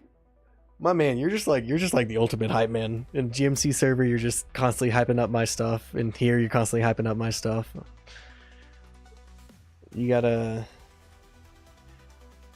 post some stuff of your project. So I know you have posted a little bit, but it's been a minute since I've seen it. Yeah, you gotta post some more stuff in user showcase so I can. It's funny that you mention all three of those, because yes, all three of those are planned. So throwing knives are a weapon you can pick up. They're a weapon, not a melee weapon. Well, I guess yes, they are melee weapons. If you just press melee, you will pick them up. Did I close my old version of the game? I did. I could show you. They were in the old version. But essentially, you would press your zoom key and you would like quote unquote ADS, and then you'd be able to throw the knives. Otherwise, they're just a normal melee weapon. There is a katana, literally a full-on katana. It's actually a collapsible katana. It's super cool. I've got a cool idea for that. And then technically there's going to be a hammer. It's going to be like a shotgun hammer, a like double barrel shotgun hammer. That's super physics based. So like when you shoot, anything you hit will get blasted backwards. Think the revolver from Fortnite, where actually I can pull up a video of it because there's no guarantee that you know what the revolver from Fortnite is. I need to stop assuming that everybody knows every single game that I talk about.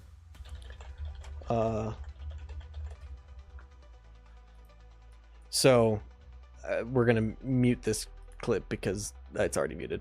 So basically you can see like he's shooting with this. If he's in the air when he shoots this, he gets kind of like blasted backwards. Let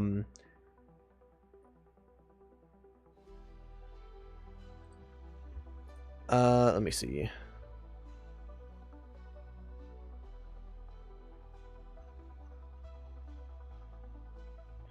I don't know, look up like jump.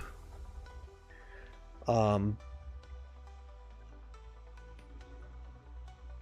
don't know. Either way, I can't find a good clip of it. Either way, the shotgun, when you shoot it, it'll be a double barrel shotgun, and when you shoot it, like you'll get pushed backwards if you're in the air. If you're on the ground, it'll be a normal shotgun.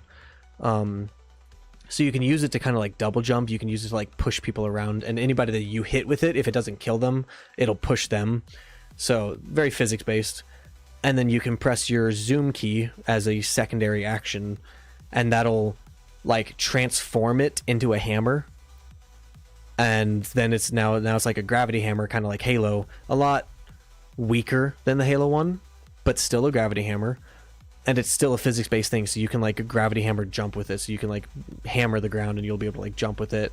And it turns into a melee weapon at that point. So, you know, very trying to come up with like some combination of weapons. A lot of my abilities are combinations of abilities from other games. I was earlier in the stream, I'm not going to pull it up now because it takes so long to load, but earlier in the stream I pulled up my old version of my game and showed off the Vortex Field, which is a mix of Halo's Repulsor, Halo Infinite's Repulsor, and Titanfall's Vortex Shield. So it can catch projectiles, it can throw them back, but it's also like Infinite's Repulsor, where you can use it to push the world. You can push yourself with it, you can push the world with it. You know, giving the abilities a lot of versatility and utility. So, what we were just working on today is the double jump ground pound, or as it's called, Shockwave. That's the question. The current plan is no. We do have a story and kind of a lore, and we already have all of the creatures, the enemy creatures, spoilers. I'm not going to go too much into detail because it's something I think just is much cooler to see if we end up doing it, and if we just truly decide we're just not going to be able to get around to it, then yes, I will reveal all of our plans. Currently, it is just a multiplayer focused game. I will not launch this game until I have a fully functional multiplayer mode with a bunch of maps, a huge sandbox, and lastly, our creative mode. We already have a fully functioning creative mode in the old version, and I'm going to be copying and pasting most of those assets into the new version. So we'll already have a custom games that you can create custom game modes, custom maps. We already have a community browser that was fully functional. Again, I still have to get all that into this version. But we will launch with multiplayer and Atlas. Atlas is our creative mode. That is 100% without a doubt. I will not launch until those two things are done. I'm not launching a game that's half-baked. And that's also why this is going to take a while, because I refuse to launch a half-baked game. Now, a campaign and PvE, if those things do come, they will launch together. And they will be probably a paid DLC. Probably like a $10 DLC or something. Nothing crazy. Pricing is something that we're constantly thinking about. We've got an idea for pricing, but you know, we'll look at it when we get to that. It's subject to change. But yeah, campaign, we've talked a lot of cool ideas between me, my brother, and some friends, and we've got some really cool ideas, and all of the enemies are, in my opinion, really fun. Like, it won't be like any other game you've played before, and I know that sounds weird because I know a lot of games say that, but like, with the way I'm wanting the AIs to behave, it's not really something that you'll like. It'll be very like, you could probably tie certain things to Halo, maybe some like Deep Rock Galactic. I haven't really played that at all, but I've seen gameplay. Without giving too much away, the way I would explain the campaign would be essentially like Halo meets Deep Rock meets Grounded. That's all I'm going to say. I genuinely think it's going to be a mostly... I mean, I'm sure there's other games out there that have done it. I'm definitely not the first to have done this, but like, that out of the games that I know, no other game has really done it before in this way. So if we end up getting to that stuff, great. That's something that I would definitely need a bigger team to do, because doing a campaign requires a lot more, you know, art and story writing and storyboarding and quality control. And multiplayer's easy. Well, I say easy, it's not. But once I get the core multiplayer game down, then campaign mechanics are going to be easy to create. It's just creating a good story and creating good encounters and making sure the AIs work. Because if I do a campaign, it will be co-op. I love Halo and the fact that you can play Halo. Yeah, you said that as soon as I start talking about it. That's funny.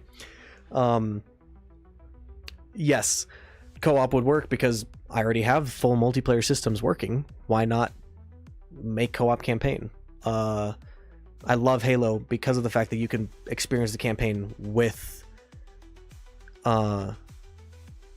like experience that campaign with your friends. And one of the cool things that I want to get working, because I think that this will just be the little cherry on top, is the cutscenes will dynamically change based off of the number of players in your squad. See, my voice is still healing. If I talk a little too high, I get crazy voice cracks, so I try to talk low. But when I get excited about stuff, I talk high. The joys of having laryngitis. So like, if you play the campaign just by yourself, you'll see just your character in the cutscenes. And I want to do the Halo Reach thing where it shows your character, your customized character will show in the cutscenes, because it's supposed to be you. You're not playing as like some dude that is known to look like a specific thing. It's going to be like Halo Reach, where it's your customization. You spent the time to unlock those things. You should get to see that in the campaign. But if you're playing solo, it'll just show you in the cutscenes.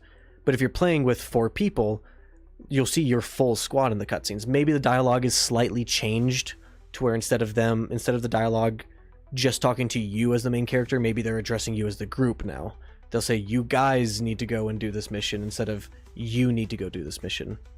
You know, just slight things. It won't actually change the story. It'll just change slight dialogue in the story to fit the cutscenes. And maybe like, we might throw in a few small details where player number 4 is like in the background just touching stuff they're not supposed to. Maybe they like break something. They're like, oh, I shouldn't have broken that. You know, funny things that if you look in the background, you know, you can see the other players doing stuff that you wouldn't have otherwise seen if you just played it by yourself. So it kind of incentivizes you to play it with other people to kind of see those unique cutscenes, and also just see your friends' characters with you in the cutscenes. I don't think that's ever really something, again, out of the games I've played, out of the games I know, I don't know that that's really something that I've seen any games do. Like seeing your entire squad's customization in the cutscenes. But again, great ideas, huge ideas, but we're constantly thinking about them, we're constantly working on them, but we're never really working towards them, just simply because they're not part of our roadmap. If it gets to it, we have all the ideas ready to go. We're ready to hammer those out and just start working towards them. But they're never actually being implemented in game because it's not something that we're sure we'll ever be able to do. Yes, this is in UE5. Yes, those background ideas I think would be super funny, super cool, because I want it to be a serious story, but I definitely want some element of humor. The way I explain it has always been like the Lego games. The Lego games are a serious story, but they've got some funny little humor in the background of it. Obviously, there's a lot more humor in the Lego games because it's a kid's game, but you get my point.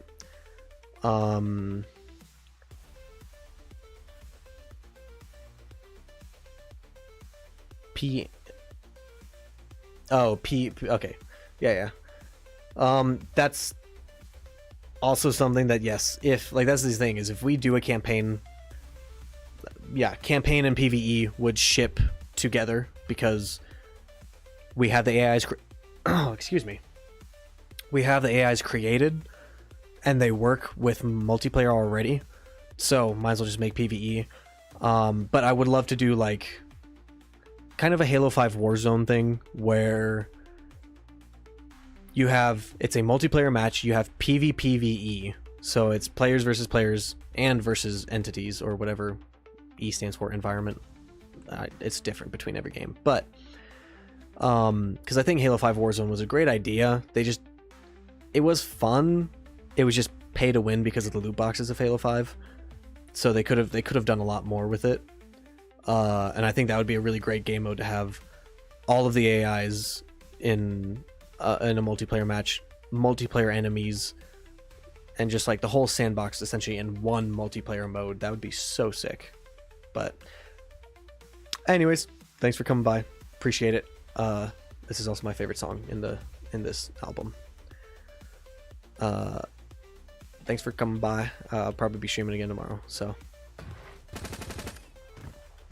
this ground pound, I'm very impressed with how this ground pound is feeling. I cannot wait to play this in game with full animations. Replicating this to other players is going to be a pain in the butt, let me tell you. Because I'm using GMC to replicate the movement, but I'm not using GMC to replicate animations and stuff. So those systems are all built by me.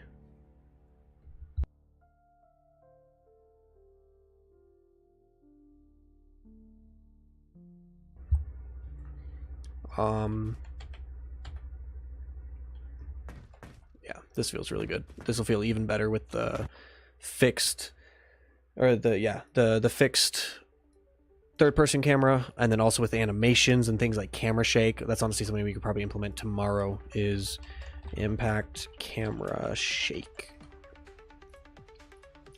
We might be able to get some basic VFX working tomorrow. Not 100% sure about that. I don't know if I want to spend the time to work on the VFX for that.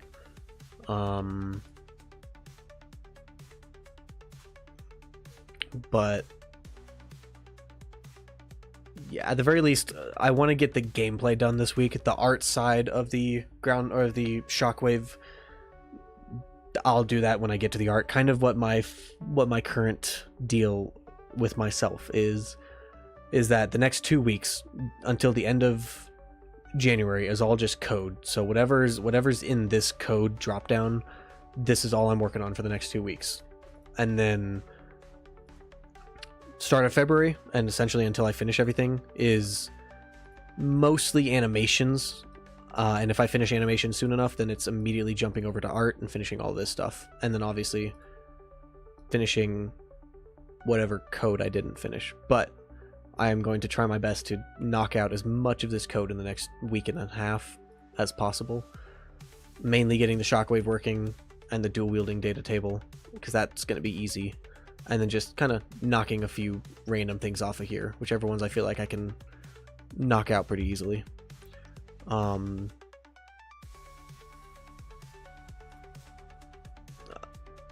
But yeah, there's it's quite a bit. But like, yes, the Shockwave I'm very happy with.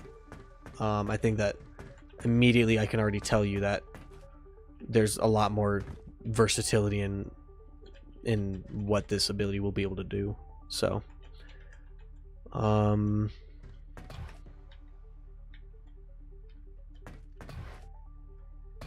I also do need to put that on the checklist too before I forget, is disable movement until camera transitions back into player. That's a GMC thing, so that'll have to be built into GMC.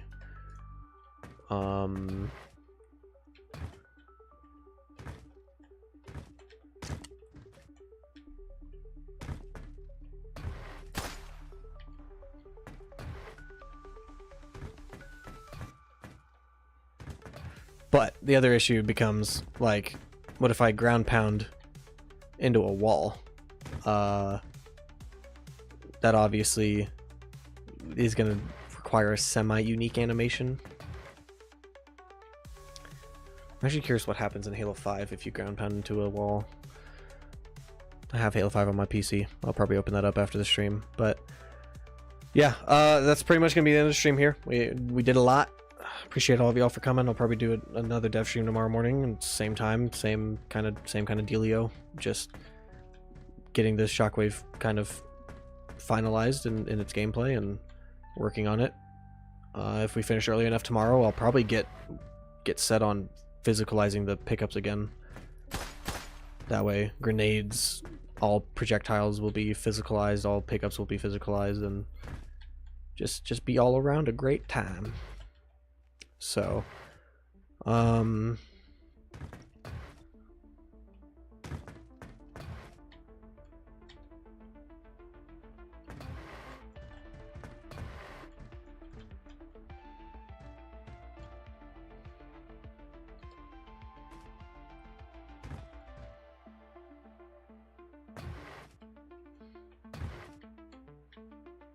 just can't stop ground pounding. It's just so fun.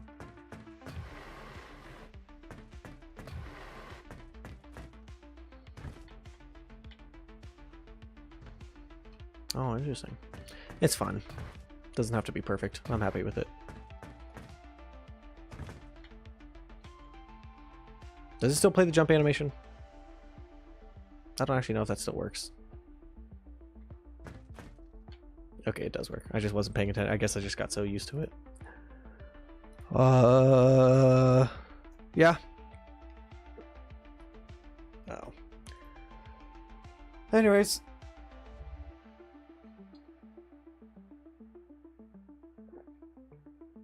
That's gonna be it for me. Appreciate all you guys for coming and chatting with me in the chat and getting to know more about what the game is and what it's all about and my plan for it. Helps to show that I'm doing good and that y'all, you know, y'all care about all of this. So, on that note, I need to get some food so I can go to sleep soon. And right back at it tomorrow morning. Streaming again, finishing up some stuff. Hopefully getting the Shockwave mechanically finished. Art-wise is another thing, but getting him mechanically finished, code-wise finished, will be huge. And then we might do when I get around to doing the art of it, I'll probably end up doing another stream just because I've worked on... I kind of did a little bit of work off stream, I guess you could say, the past like couple days, just getting this kind of prototyped and functional, just seeing if this is actually what I wanted for this ability, and it is. And now we've got it pretty much fully functional, physics-wise. Now we just need to get the gameplay aspect of it, of dealing EMP damage and stuff. That'll be tomorrow, and then I might do another dev stream when we get around to doing the art for it. Because the art's one thing. So this will probably be a four stream coding journey. First one was today, getting base mechanics done. Tomorrow's finalizing the gameplay mechanics. Next stream would be doing the art for it, so getting the animation, getting the VFX for it all finished. That way, you know, it feels like you're actually doing a ground pound and not just flying at the ground and playing a landing animation. But actually look like your player's ground pounding the ground, with VFX and you know, some decals and stuff like that. Make it, you know, feel really powerful. And then the last stage of it would be making sure it's properly replicated such that everyone else can see what you're doing. So when they, you know, when you double jump, they'll see you double jump and play the double jump animation. And when you ground pound, they'll actually see you go into the ground pound state and fly at the ground. And, you know, just making sure that everyone sees what they should be seeing. So, so yeah, probably 4 streams long. So on that note, yeah, I'm gonna head out. Appreciate everyone for coming. I will see you all likely tomorrow morning. So talk to you all later. Goodbye.